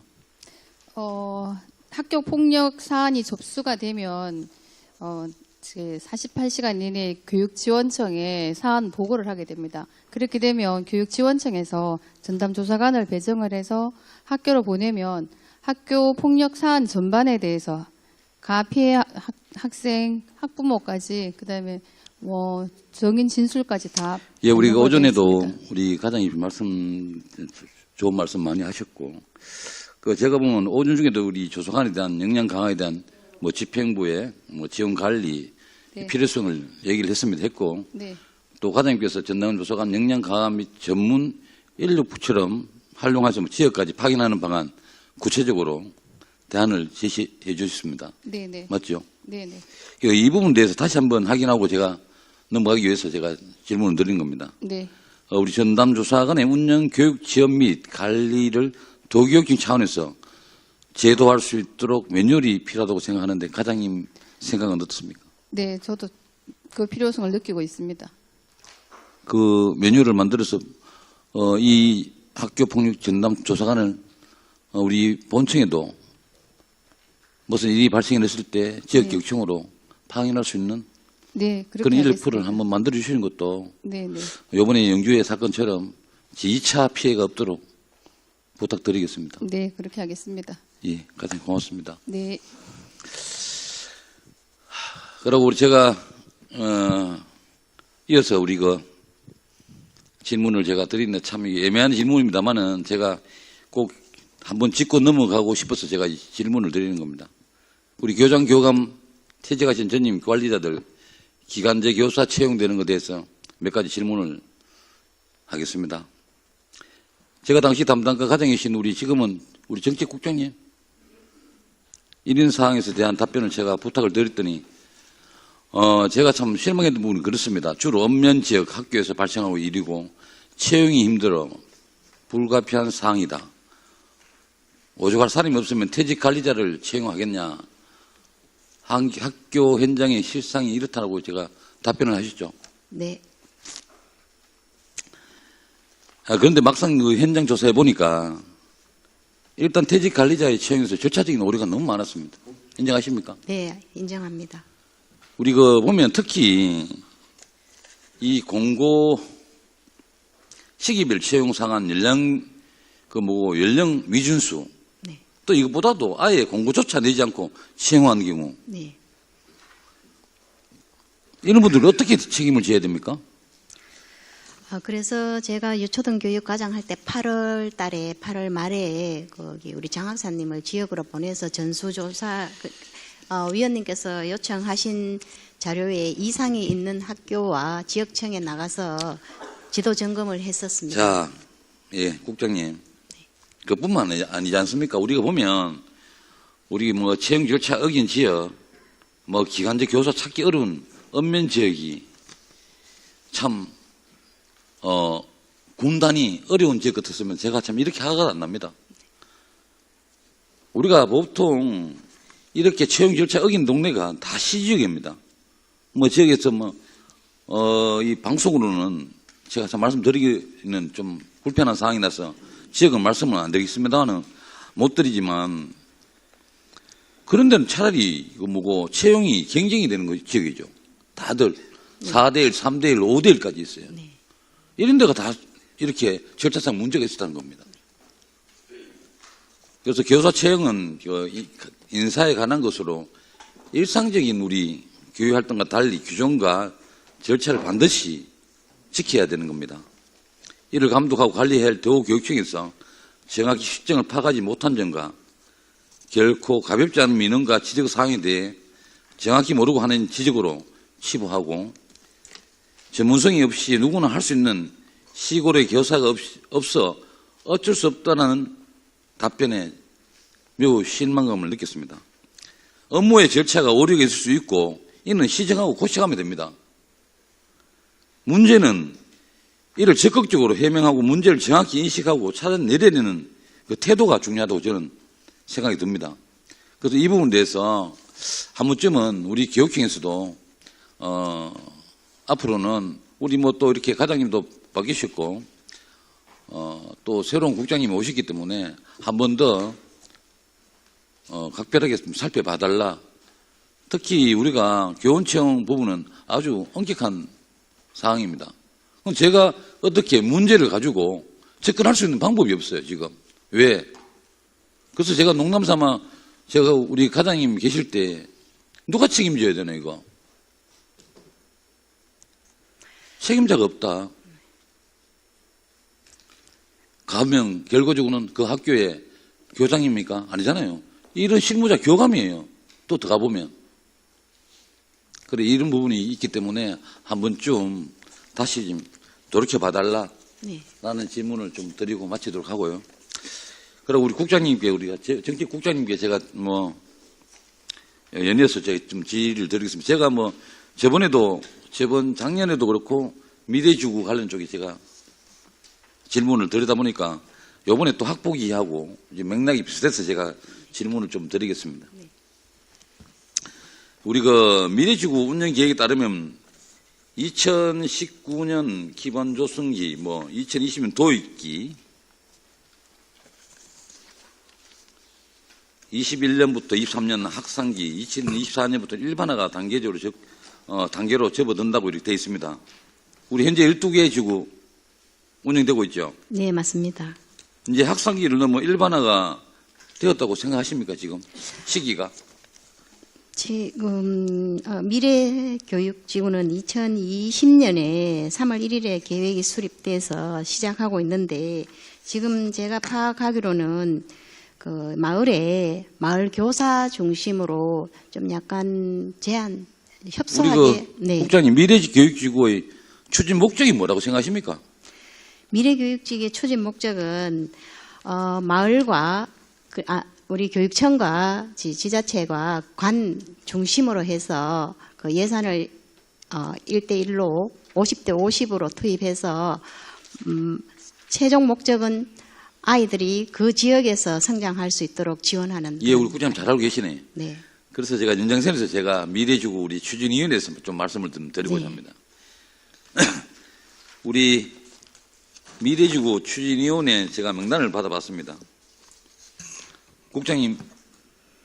네, 알고 있습니다. 9명입니다. 알고 계시죠? 네.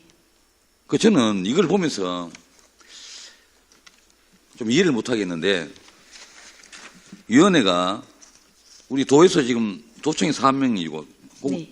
도청 3명, 우리 교육청 공무원 3명, 맞죠? 네, 맞습니다. 그런데 이렇게 보면 우리 도청에는 교육청소년과 가장, 팀장, 주무관, 우리 교육청에서는 가장, 장학관, 주무관 9명 중에 6명이 그것도 한과에 가장, 주무관, 장학관 이거 뭐 쉽게 말해가지고 이거는 제가 봤을 때는 꼭 굳이 한과에 이렇게 인원을 배치를 해야 되는 이유가 있는지 그 부분에 대해서 잠시 좀 말씀을 좀 부탁드리겠습니다. 그러면 제가 경북 미래교육지구에 대해서 잠시 설명을 좀 드려도 되겠습니까? 예. 네네. 경북 미래교육지구는 2022년부터 시작됐는데 그 위에 어떤 부분이 한 가닥이냐 하면은 교육 균형 발전 5개년 기본 계획의 한 챕터입니다. 그리고 경북 미래교육 지구. 국장님. 네. 예. 자, 제가 지금 설명드리는 거는 네. 왜 납득이 안 되냐 그러면 네. 우리 그 위원회를 보면 굳이 해당 과에 뭐 가장이 가 있으면 뭐 주무관 정도 되면 간사로 네. 뭐 할 수 있습니다. 네. 그런데 그 안에 보면 또 장학관이 있어요. 장학관이. 네. 중간에 있는 양 기관에 보면 똑같아요, 지금. 비중이 이렇게 해야 되는 이유가 있는지. 업무를 총괄하시는 과장님 계시면 되지. 그러고 뭐 간사 역할할 수 있는 주무관 계시면 되고. 그런데 그 중간에 또 역할하고 있는 또 장학관. 여기도 보면 팀장. 이렇게 돼 있어요. 그 부분은 제가 이해를 좀 못하겠고요. 네. 제가 회의록 2024년, 2025년 회의록 이렇게 검토해 보니까 제가 생각했는 미래지구의 회의록하고는 좀 다르다. 미치지 못한다. 제가 지금 생각하고 봤던 게 근데 회의록에서는 그걸 생각보다 미치지 못하다는 생각이 들어서 제가 말씀을 드리는 겁니다. 뭐 제가 뭐 이 부분에서 뭐 국장님의 이 미래지구에 대해서는 사기를 꺾고 있는 건 절대는 아닙니다. 네. 뭔가 조금 이 자리에서만큼 다시 한번 미래지구에 대한 관심을 갖자는 차원에서 제가 질문을 드리는 거고 우리 강력위원회가 하는 역할이 이러면 방향성이라든지 뭐 또 철학이라든지 또 전문적인 대화가 하나도 없어요. 그건 단편적인 것만 이렇게 보고돼 있더라고요. 그것도 전문가 집단이라고 위원회가 구성이 되어 있으면 강력위원회인데 그 안에 보면 그 역할의 방향성이 없다는 거죠. 전문성의 역할이 없는 거고 뭔가 또 이렇게 철학이 담긴 것도 없고. 그래서 저는 우리 미래지구 교육지구 추진위원회를 좀 규모를 키웠으면 어떻겠나라는 생각을 제가 하고 있고요. 우리 지역 12개 지역이지 않습니까? 미래지구. 네. 다 우리 각 지역 운영위원회가 있죠. 네. 각 지역에 있지 않습니까? 뭐 전부 다 올 수는 없겠지만 그래도 권역별로 우리 당연직으로 우리 참여를 좀 시켰으면 좋겠다. 그리고 또 보면 올해로 보면 마지막으로 임기 끝나는 것으로 되어 있는데요. 맞죠? 네, 올해 위원들 12월에. 맞죠? 네. 새롭게 우리 추진위원회 네. 당연직으로 일하실 분들 보면 공무원 비율을 좀 줄이고 네. 전문가 집단 그리고 우리가 연구 논문 실적이 있거나 미래교육 현재 활동하고 있는 우리 교육청이 실제 가능한 분들을 좀 모셨으면 좋겠다. 네. 사실은 우리가 덕망도 높으신 뭐 교수님 상징도 좋아요. 상징적으로 좋습니다. 그런데 사실은 실용적인 부분에서는 참 떨어진다. 네. 그래서 가령 우리 이 미래지구에 관한 연구를 하신 분이라든지 또 학술 논문을 내고 그러다 보면 그 부분에 대해서 좀 전문가지 않겠습니까? 네. 그런 분들을 우리가 좀 요번에 미래교육지구 위원회 구성을 하는데 좀 접근시키는 그런 부분 한 번쯤 어떻게 생각하시는지 국장님이. 네. 제가 알기로 관련 미래지구 관련해서 박사 논문도 있고 학술지도 있는 걸로 알고 있습니다. 그리고 그런 분들이 현재 임원이 임기가 12월 말에 임기가 끝나면 그런 분들을 모시고 미래교육지구가 방향성과 그분 철학을 담을 수 있도록 그리고 권역별로 위원들을 포함할 수 있도록 확대해서 공무원 수는 줄이고 전문가를 늘려서 하도록 그렇게 하겠습니다. 예, 제가 마무리로 어제 첫날 우리 행감부터 우리 25년도 행정사무감사에서 이렇게 감사관에 요구한 우리 직장 내 괴롭힘, 사안 처리, 위협 보안 및 외부 질문 인력 포함 등 전문성 정대 요구, 각 지역청의 학폭 심의위원회 우리 구성 및 전문성 정대 요구, 우리 또 미래지구 추진위원회 구성, 전문성 정대 요구를 제가 공통적으로 한번 묶어봤습니다. 그래서 질문이 이렇게 흘러간 것 같습니다. 네. 우리 교원관 내부 구성은 유주의 위원이 아니고, 우리 열린 시각에서 전문 인력의 참여로 좀 전문성을 높이자. 네. 그리고 그 역할에 대한 효율적인 운영과 우리 최선의 효과를 도출하자는 그런 의중에서 좀 이렇게 한번 맥을 짚어서 이렇게 이번 도정 질문을 하고 있습니다. 집행부에서는 위원회를 단순한 우리 행정 절차로 보면 안 되겠다.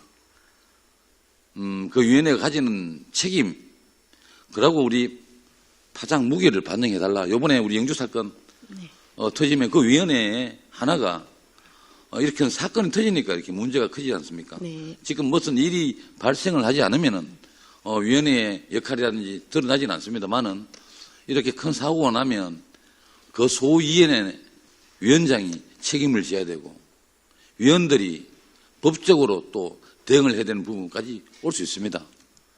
그래서 이 부분에 대해서 여기 계시는 우리 특히 국장님 그리고 뒤에 계시는 과장님들 위원회를 구성하실 때 그리고 우리 22개 뒤에 교육장님들 와 계시는데 그 청에서도 위원회 하나하나가 중요하다는 걸 한번 오늘 이 시간 이후로 2026년부터는 위원회 구성 하나하나를 좀 책임져 달라.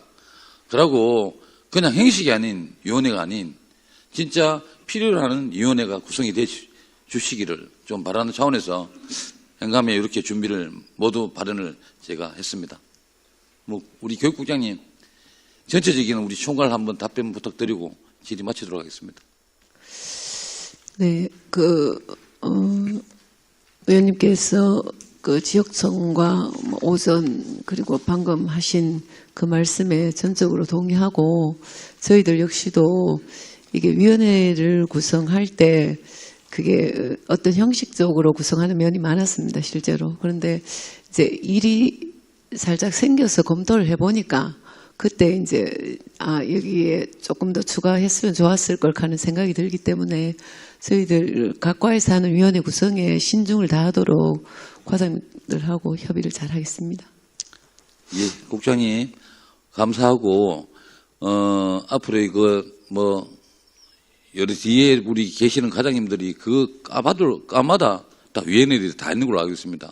엄청난 위원회가 우리 특히 경북 교육청에는 다른 지역보다 다른 단체보다도 더 위원회가 많다고 저는 알고 있습니다. 한 번쯤 살펴주시고 또 책임감 있고 또 이걸 결과적으로는 그 위원회의 구성이 되는 순간 책임이 따라가 줘야 됩니다. 그 역할을 우리 위원들한테 명시시켜 주시고 역할 분담 잘해 주시기를 부탁드리겠습니다. 네, 그렇게 네. 하겠습니다. 위원장님 이상입니다. 네, 정한석 의원님 수고하셨습니다. 오늘 안전공제 이사님이 오셨는데 참고인은 오늘만 요청을 했기 때문에 참고인 요청 시에는 3일 전에 통보를 해야 되거든요. 그러니까 내일은 못 나오셔요. 그래서 안전공제 이사님과 관련해 가지고 없습니다. 그 안전공제야 법을 보고 지금 의원님 결정을 하는 거기 때문에 저한테 항의하시면 안 되고 의회 조례에 따라 가지고 제가 말씀을 드리는 겁니다. 그러니까 안전공제 이사님한테 드리고 싶은 말씀이 있으면 지금 얘기하시면 되고 오늘 어차피 12시까지 해도 되니까 내일 다시 모셔달라고 요청하셨는데 그거는 불가능합니다. 법으로. 안전공제 이사님과 관련해 가지고 질의할 게 있으면 오늘 질의를 하셔야 됩니다. 김경숙 의원님 질의해 주십시오. 네. 마무리 발언을 제가 정리해서 할게요. 안전공제 이사장님.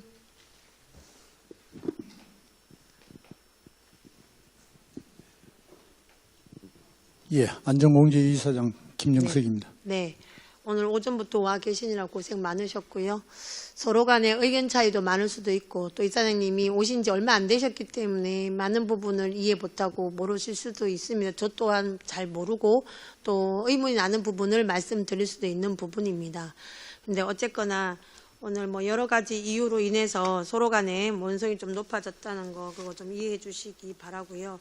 저는 조금 전에 제가 질문 드렸던 소방 안전 자격 수당과 소방 겸직 수당이 이 금액이 어떻게 해서 측정이 돼서 이렇게 이루어졌는지 이게 여기 규정에는 사실은 금액이 나와 있지는 않거든요. 그냥 예산 범위 안에서 줄 수 있다라고만 되어 있습니다. 근데 예산을 겸직해서 25만 원 하다가 35만 원 하다가 계속 인상이 10만 원씩 이렇게 연기가 이제 인상이 됐고 소방 자격 수당, 그러니까 소방 인정 자격 수당은 7만 원씩 해갖고 계속 이렇게 막 매겨지고 있거든요. 이게 4급 28호봉이더라고요. 여기에서 퇴직금 중간 정산에서 이렇게 나와 있어요. 이거는 금액은 어떻게 해서 산정된 거예요? 안전공제의 정관에 그렇게 되어 있는데 정관 개정을 아마 하면서 특정 수당은 35만 원, 그 다음에 자격증상 특정 7만 수당은 원 이렇게 아니고요. 정했는데 자격 그때 당시 수당과 상황을 그렇게 정관해서 이사회를 거쳐갖고 교육감 승인을 얻어서 정했다는 것만 알지 그 자세한 사항은 오래된 사항이 나왔고 제가 대답을 하기가 좀 그렇습니다. 네. 그러면 이렇게 합시다. 이사장님, 이게 사실은 자격수당과 겸직수당에 대해서는 이게 퇴직금 중간 정산에 이게 들어온 것에 대해 제가 약간 의문이 있다고 아까 말씀드렸지요. 이 금액이 25만 원, 35만 원 인상되는 부분에 대해서도 여기 보면은 이사장님이 우리 안전공제 예산에 의해서 줄 수 있다라고 되어 있기 때문에 이 예산 측정을 이 금액의 예산 측정을 어떻게 했는지에 대한 구체적인 여기에 대한 아무 언급이 되어 있지 않습니다. 이 부분을 나중에 저에게 따로 한번 설명을 한번 부탁드리겠습니다. 예, 그때 그 인상하게 된 경위하고 사항을 따로 보고 드리도록 하겠습니다. 네, 그리고 분명히 말씀드리지만 조금 전에도 얘기하셨듯이 공무원이 아닙니다. 그죠? 공무원에 준한다는 것보다는 공무원이 아닌 근로자이지 않습니까? 공무원입니까? 이제 또 중앙공제회라는 게 있습니다. 중앙공제하고는 별개예요. 중앙공제회에서 교육부 장관의 이사장님, 중앙공제회는 별개라고요. 중앙공제회하고 경북안전공제하고는 달라요. 예, 다르긴 다른데. 근데 거기에서 빗대어서 얘기하는 게 아니라 경북에 있는 안전공제만 제가 얘기하는 거예요. 거기하고 우리 아무 관계가 없어요. 최초 설립할 때 기준 제시를 우리가 최초 설립한 내용을 말씀드리는 겁니다. 예, 그래서 모르면 알고 난 나중에 따로 설명드리겠다고 해주세요. 예, 그렇게 하겠습니다. 네. 그리고 관리 업무수당도 여기에 대해서 설명을 공무원이 아닌데 공무원에 준해서 아까 말씀하셨듯이 공무원에 준해서 9%의 연봉, 월급의 9%에 해서 이걸 측정해 놨는데 요 분도 공무원이 아닌 근로자라고 얘기를 하셨으니까 근로자에 대한 기준에 공무원 기준과 맞지 않는데 이 부분도 어떻게 측정이 되어서 이게 기준을 만들어졌는지에 대한 것도 저에게 설명 부탁드리겠습니다. 예, 그 부분도 아마 그러니까 설명을 나중에 하셔가지고 저한테 설명을 부탁드리고요. 예. 마지막으로 제가 아까 그 수익 사업을 하면서 우리가 소방에 대한 물품 구매 있잖아요. 예. 이거 물품 구매는 될 수 있으면 물품 구매는 지역에서 물품 구매할 수 있는 기회를 주시고요. 또 하나는 지금 업체가 2군데에서 연속적으로 매년간 써 오셨잖아요. 이 부분들을 여러 업체가 함께 쓸 수 있도록 하셔가지고 이게 비교 견적이 필요해요. 이렇게 돈이 거의 1년에 억대가 넘는 돈을 그 한두 군데에서 가져가는 건 맞지 않다고 봅니다. 비교 견적하셔가지고 적정한 금액으로 지금 현재 견적받은 이 사항에 대해서는 제가 인터넷도 뒤져보고 다 뒤져봤을 때는 가격 단가 차이가 굉장히 비쌉니다. 그리고 학교에 자율적으로 맡기세요.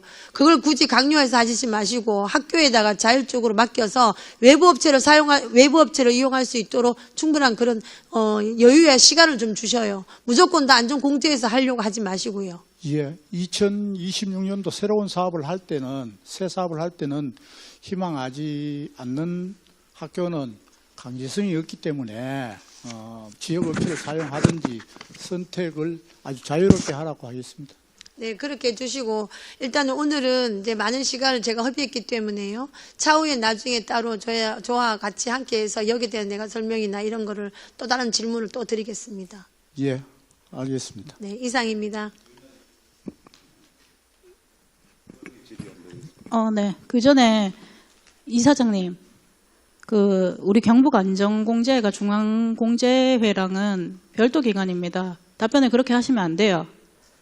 별도 기관입니다. 법에 의해서 설립된 거는 맞지만 별도 기관이기 때문에 그렇게 답변하시면 안 돼요. 그러면 이사장님이 여기 와서 저희한테 답변할 이유도 없는 거예요. 중앙에 그거면. 답변에 주의하세요. 황동현님. 이사님, 추가적인 질의를 드리겠습니다. 경북안전공제 이사회가 경북교육청에 있죠, 그죠? 예. 제보에 의하면은 대구에도 있다라고 제가 제보를 받았습니다. 있습니까?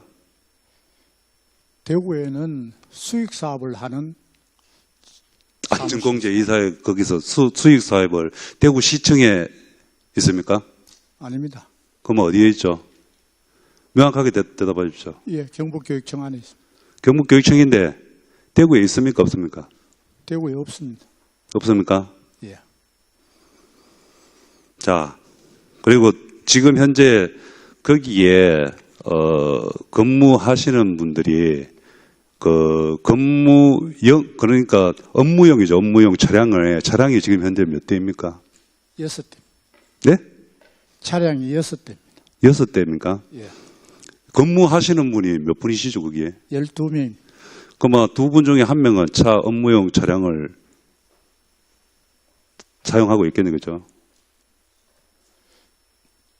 이제 스타렉스 큰 차량은 종합 점검하고 기구 작동 점검을 하기 때문에 3명이 한 조가 됩니다. 그래서 그 차량을 6명은 차량 2대 나와서 스타렉스 차량을 이용하고 나머지 아바테 승용차는 한 사람이 이용하거나 2사람이 이용을 합니다. 보통 평균 하루에 한 5개 학교 정도를 점검하는 실제입니다. 이사장님은 일주일에 몇 분 근무하시죠? 일주일에 이틀을 기준으로 오고 있습니다. 교육청에요? 예. 나머지 날은 뭐 하시죠? 나머지는 집에서 재택근무하고 있습니다.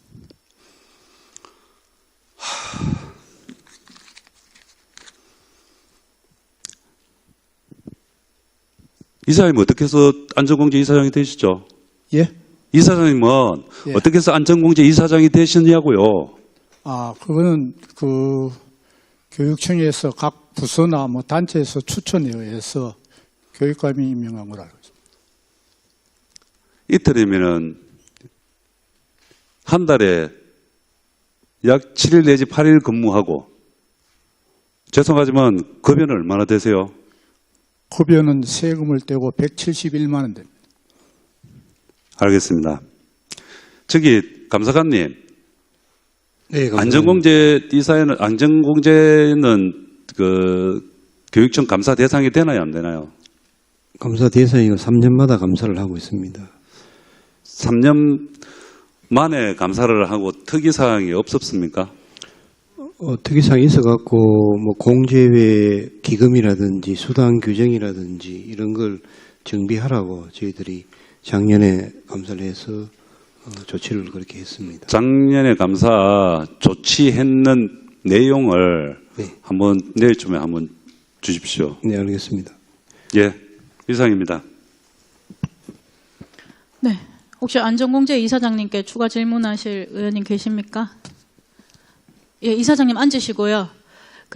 작년에도 거의 비슷하게 우리가 안전공제에 관련해가지고 여러 가지 이슈들이 있었고, 김경숙 의원님께서 그때도 지적해 주신 걸로 본 위원장 기억을 합니다. 그래서 우리 위원회가 경북도 교육청 학교 안전공제 및 사고 예방기금 설치 및 운영 조례안까지 만들어서 매번 보고를 받고 있고요. 그리고 경상북도 학교 안전공제에는 학교 안전사고 예방 및 보상에 관한 법률에 따라서 경상북도 교육감이 설립한 특수법인임을 다시 한번 알려드립니다. 경상북도 교육감이 설립한 특수법인입니다. 네, 윤정호 의원님. 예, 구미 윤정호입니다. 시간이 많이 흘렀는데 제가 마지막 될 것 같습니다. 자료 요청을 조금만 더 하고요. 학생 자살 자해행하고 직장 내 괴롭힘이 나왔는데 건수를 제가 알려고 한 거 아니에요. 여기서 조치 사항에 대해서 정확하게 후속 조치에 대해서 정확하게 자료 첨부하셔가지고 내일 감사가 될 수 있도록 부탁을 드리겠습니다. 우리 존경하는 우리 황도영 의원님께서 질의를 했는데 가미라급, 과대학급, 그래서 본의원이 조금만 더 하도록 하겠습니다. 이게 또 아이 미래에 대한 부분도 있고, 또 우리 아까 국장님, 행정국장님 답변하시는데도 조금 위 좀 제거할 것도 있고, 또한 이게 우리 의원들께서 정책연구회를 해서 이 부분을 또 심도 있게 다뤘던 부분이고, 본 의원도 이 부분에 대해서 학술대회까지 참석해서 정책자를 발표한 적이 있습니다. 아까 우리 국장님께서 물론 2년 지나면 지역적 해소 자동으로 된다, 무한적 신설이 불가능하다, 이렇게 답변을 참 하셨는데, 신설이 불가능하죠.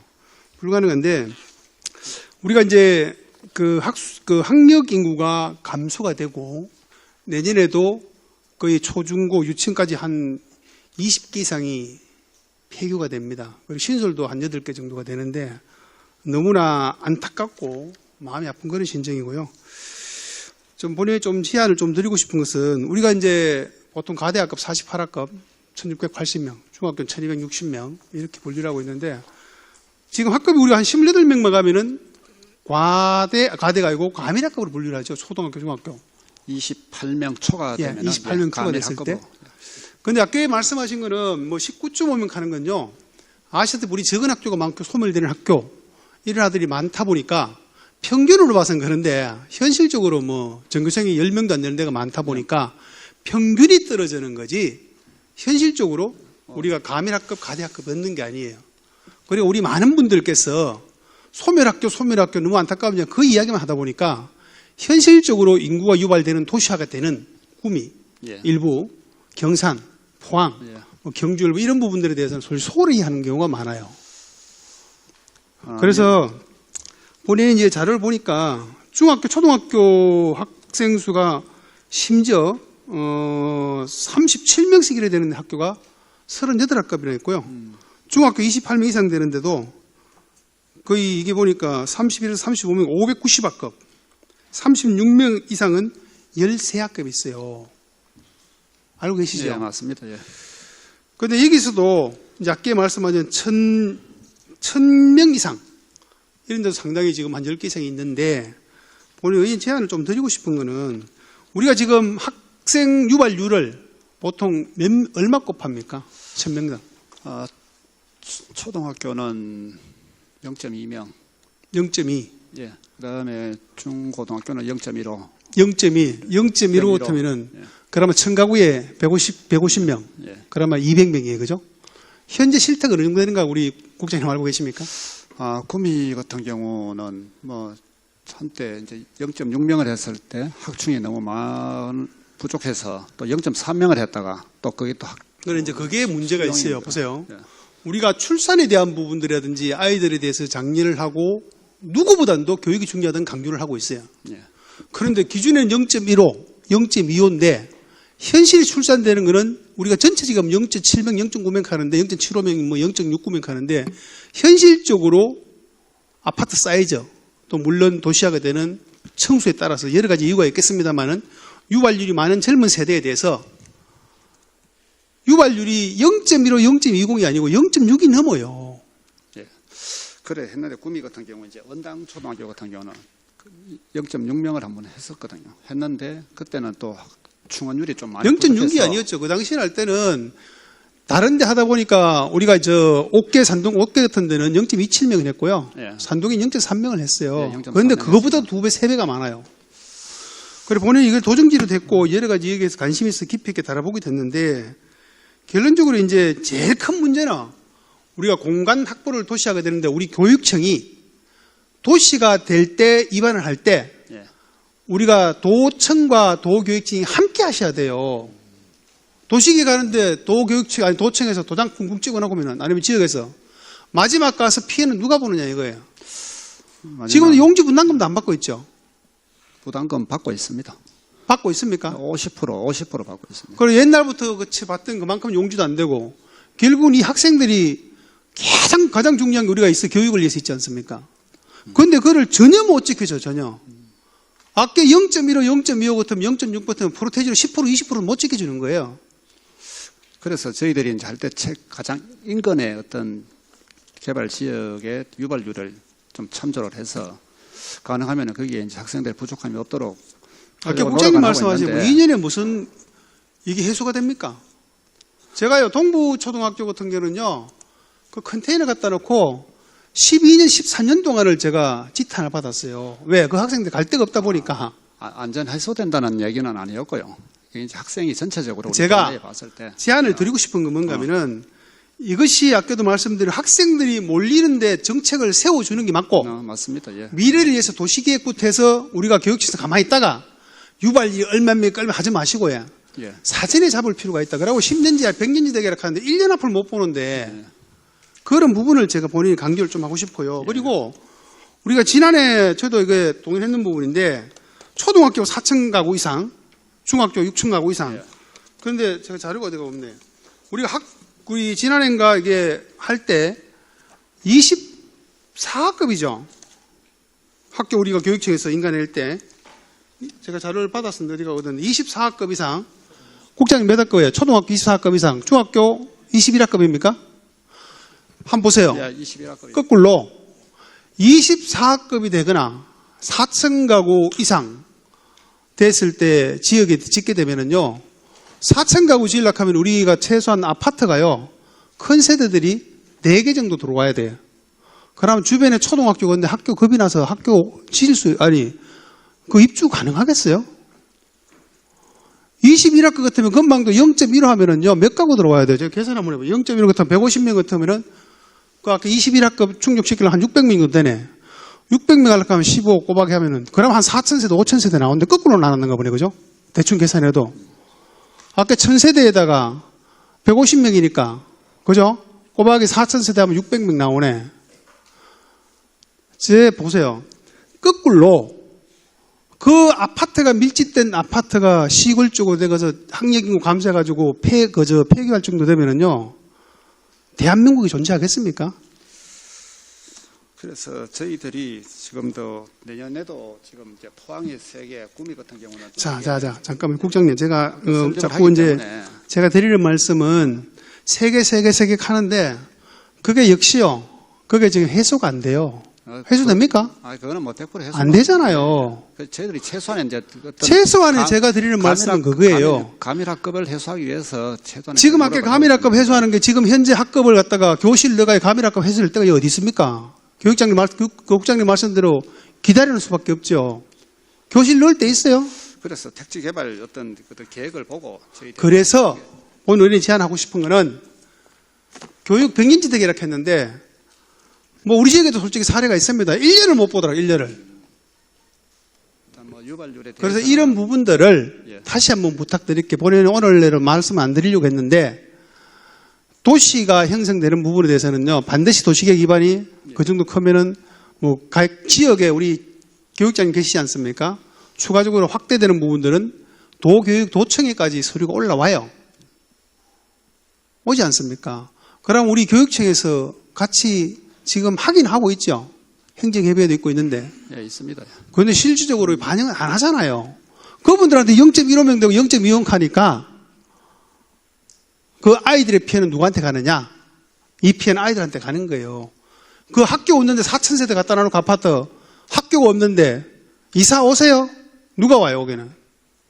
안 오잖아요. 그래서 이런 부분들을 우리가 미래를 보고 지향적으로 우리가 교육청에서 조금 더 앞서고요.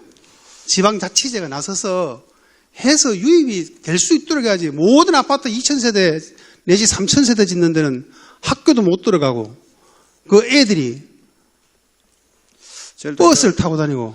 이 기준을 저희들 한번 좀 하향 조정할 수 있도록 한번. 예, 그 부분도 좀 심도 있게 해서 1년밖에 안 됐지만은 이 부분에 대해서요. 조금 지금에는 그 학교 유발률에 대해서 중투 안 가고 300억, 400억 자투도 가능하잖아요. 300억 이상은. 예, 300억 이하로. 예. 그렇기 때문에 도시가 형성될 때부터 조금 더 접근성을 관심을 가지고 하셔가지고 이거는 계획부터 좀 잘 잡아서 이런 사례가 향후에 발생하지 않도록 간곡히 제가 좀 부탁을 드리겠습니다. 제가. 개발지구 내에는 같이 저희들이 가능하면 병행할 수 있도록. 야, 다른 것 할 얘기 많은데 이건 내일 하도록 하겠습니다. 너무 늦으니까 위원장님 이상입니다. 네, 윤종호 의원님 수고하셨습니다. 더 질의하실 의원님 계십니까? 네, 더 질의하실 의원님이 없으시면 위원장이 하나 말씀드리겠습니다. 뭐 집행부에서는 답변하실 필요가 없습니다. 행감 초반에 제 발언과 관련해 가지고 다시 한번 얘기를 드리겠습니다. 제가 그때 굉장히 함축적으로 얘기하니까 이게 큰 이슈가 됐더라고요. 예. 헌법상의 집회 자유는 있습니다. 그러나 교육청 내에 아이들의 보금자리가 새로 생겼습니다. 아이들은 좋은 것만 보고 좋은 것만 듣고 자라나야 된다고 생각을 합니다. 어린이집은 낮잠 시간이 있고 또 산책 시간이 있습니다. 우리 교육청에서 집회하시는 분들은 다 교육청에서 근무하시는 교육가족으로 알고 있습니다. 대부분 평화적으로 시위를 하시는데 그중 일부가 학성기로 비속어를 쏟아내면서 말리는 직원들에게 아이들도 알 건 알아야 된다면서 커서 어차피 알게 될 건데 라고 이야기를 했다고 들었습니다. 아이들이 뭘 알아야 되는지 커서 알게 되더라도 지금은 아니라고 생각을 합니다. 3살, 5살 아이들이 그런 비속어와 소음 속에서 낮잠을 못 자고 학대를 받아야 되냐? 제가 다시 묻고 싶습니다. 그분들께. 시도교육감 협의회에서 어린이집 주변 시위를 금지하는 안건이 올라가 있다고 하고 현재 국회에서도 법안이 발의되어 있다고 하는데 빠른 시일 내에 통과되었으면 좋겠다는 입장입니다. 그리고 지방 공무원 복무 규정에 교육감을 포함해서 소속 공무원의 근무 기간을 확립하기 위해 노력해야 한다는 지방 공무원 복무 규정 1조 2항이 있습니다. 그리고 4항에는 소속 공무원의 근무 기간 확립을 위해 교육을 실시해야 된다라고 적혀 있고 제2조 근무 시간 등에는 2조의 2항에는 공무원의 1일 근무 시간은 9시부터 18시까지로 하며 점심시간은 12시부터 13시까지 한다고 명확하게 규정되어 있습니다. 그러면 교육감과 관리자들은 1시에 앉아 있어야 된다고 얘기할 수 있는 거 아닌가요? 이게 1시에 앉아 있으라고 강압적으로 이야기하는 것처럼 느꼈다고 해서 갑질이 된다고 방송을 보시는 직원들은 생각하시나요? 사기업체에서도 지켜지고 있는 대한민국 어디에 물어봐도 기본적인 근무 시간입니다. 이야기를 하지 않아도 1시에 앉아 업무를 시작하는 것이 본 위원장은 맞다고 생각을 합니다. 또한 업무 분장을 하는 것은 관리자의 권한입니다. 관리자는 부서 중에 업무의 과중이 굉장히 편중적이어서 한 부서에서는 매일 야근을 해도 일이 처리가 되지 않을 정도로 업무 폭탄에 시달리고 다른 부서는 업무가 없다면 업무 분장을 통해서 업무 과중을 평준화할 수 있다고 그리고 해야 한다고 본 위원장은 생각합니다. 그렇게 하지 않는다면 관리자의 역할, 업무를 제대로 못하는 것입니다. 업무 회태입니다. 한 부서, 한 팀이 죽어나는 업무 과정을 조정하기 위해 관리자가 업무 분장을 하였다고 해서 갑질입니까? 물론 업무가 없던 팀에서 보면 불합리하다고 보여지는 면도 있습니다. 그렇지만 갑질은 아닙니다. 관리자의 고유 권한을 행한 것입니다. 근무 시간 내에 홈쇼핑을 하면 제재하면 안 됩니까? 제재하면 갑질입니까? 이 외에도 많은 사례가 있습니다. 학교 현장에서 학생들이 자도 수업을 안 들어도 제재하지 못하는 안타까운 현실이 있습니다. 그러나 여기는 직장이고 교육청은 다르다고 생각합니다. 한 명이 일하지 않으면 부서가 제대로 돌아가지 않습니다. 교육을 담당하는 기관인 만큼 직접적인 피해는 학생들과 가정으로 돌아갑니다. 제가 언론사와의 인터뷰 중에 법으로 조례로 무고를 제재하면 되지라고 물으셨는데 제가 답변 드린 내용은 무고를 벌하는 규정을 법으로 제정한다면 정말 진정한 법의 보호를 받아야 되는 피해자들이 입증 못하고 무고가 될까 봐 무서워서 정말 신고조차 못하는 결과가 있을 수 있기 때문에 안 된다고 답변을 드렸습니다. 진정한 갑질 피해자는 법으로 보호받아야 된다고 제가 답변 드렸습니다. 이것이 여기 계신 공무원들이 허심탄회하게 이야기하실 수 있겠습니까? 누가 이야기하실 수 있습니까? 많이 걱정들 해주시는데 제가 욕먹을 줄 알았기 때문에 별로 신경 쓰지 않는다고 일관되게 답변을 드렸습니다. 저는 민주당에서 이야기한 것처럼 제 발언이 갑질 피해를 2차 피해를 가한다고 생각하지 않습니다. 어이없는 짜집기죠. 정말 무서운 것은 이런 무고가 많아져서 갑질 신고 다 그거 무고야라는 인식이 팽배해져서 정말 보호받아야 되는 피해자들이 보호받지 못하는 상황에 오는 것입니다. 그런 상황에 오기 전에 갑질 신고가 하나의 인사수단으로 변질되기 전에 엄중히 경고합니다. 보호받아야 될 사회에서 보호받지 못한 피해자의 뒤에 숨어서 웃고 있는 또 다른 가해자에 대한 경고이자 가해자라는 낙인으로 죽을 만큼 고통받았지만 하소연 한 번 하지 못하고 가슴으로 울었을 또 다른 피해자를 보호하기 위한 이야기입니다. 최소한 교육기관은 우리 교육청에서는 서로가 서로를 존중하는 문화가 싹 터서 다른 기관과 사기업의 본을 보여야 된다고 본 위원장은 생각합니다. 또한 관리자들은 본인의 말이 하급자에게 상처가 될 수 있음을 다시 한번 생각해야 됩니다. 네, 더 이상 질의하실 의원님이 안 계시므로 질의 답변을 마치겠습니다. 위원님 여러분, 도민을 대표한다는 책임감을 가지고 심도 있는 감사를 하시느라 대단히 수고가 많으셨습니다. 그리고 권성영 부교육감을 비롯한 참석하신 본청, 국과장님, 직속기관, 기관장님, 교육지원청 교육장님, 감사준비와 더불어 성실하게 답변해 주신 데 대해 감사드립니다.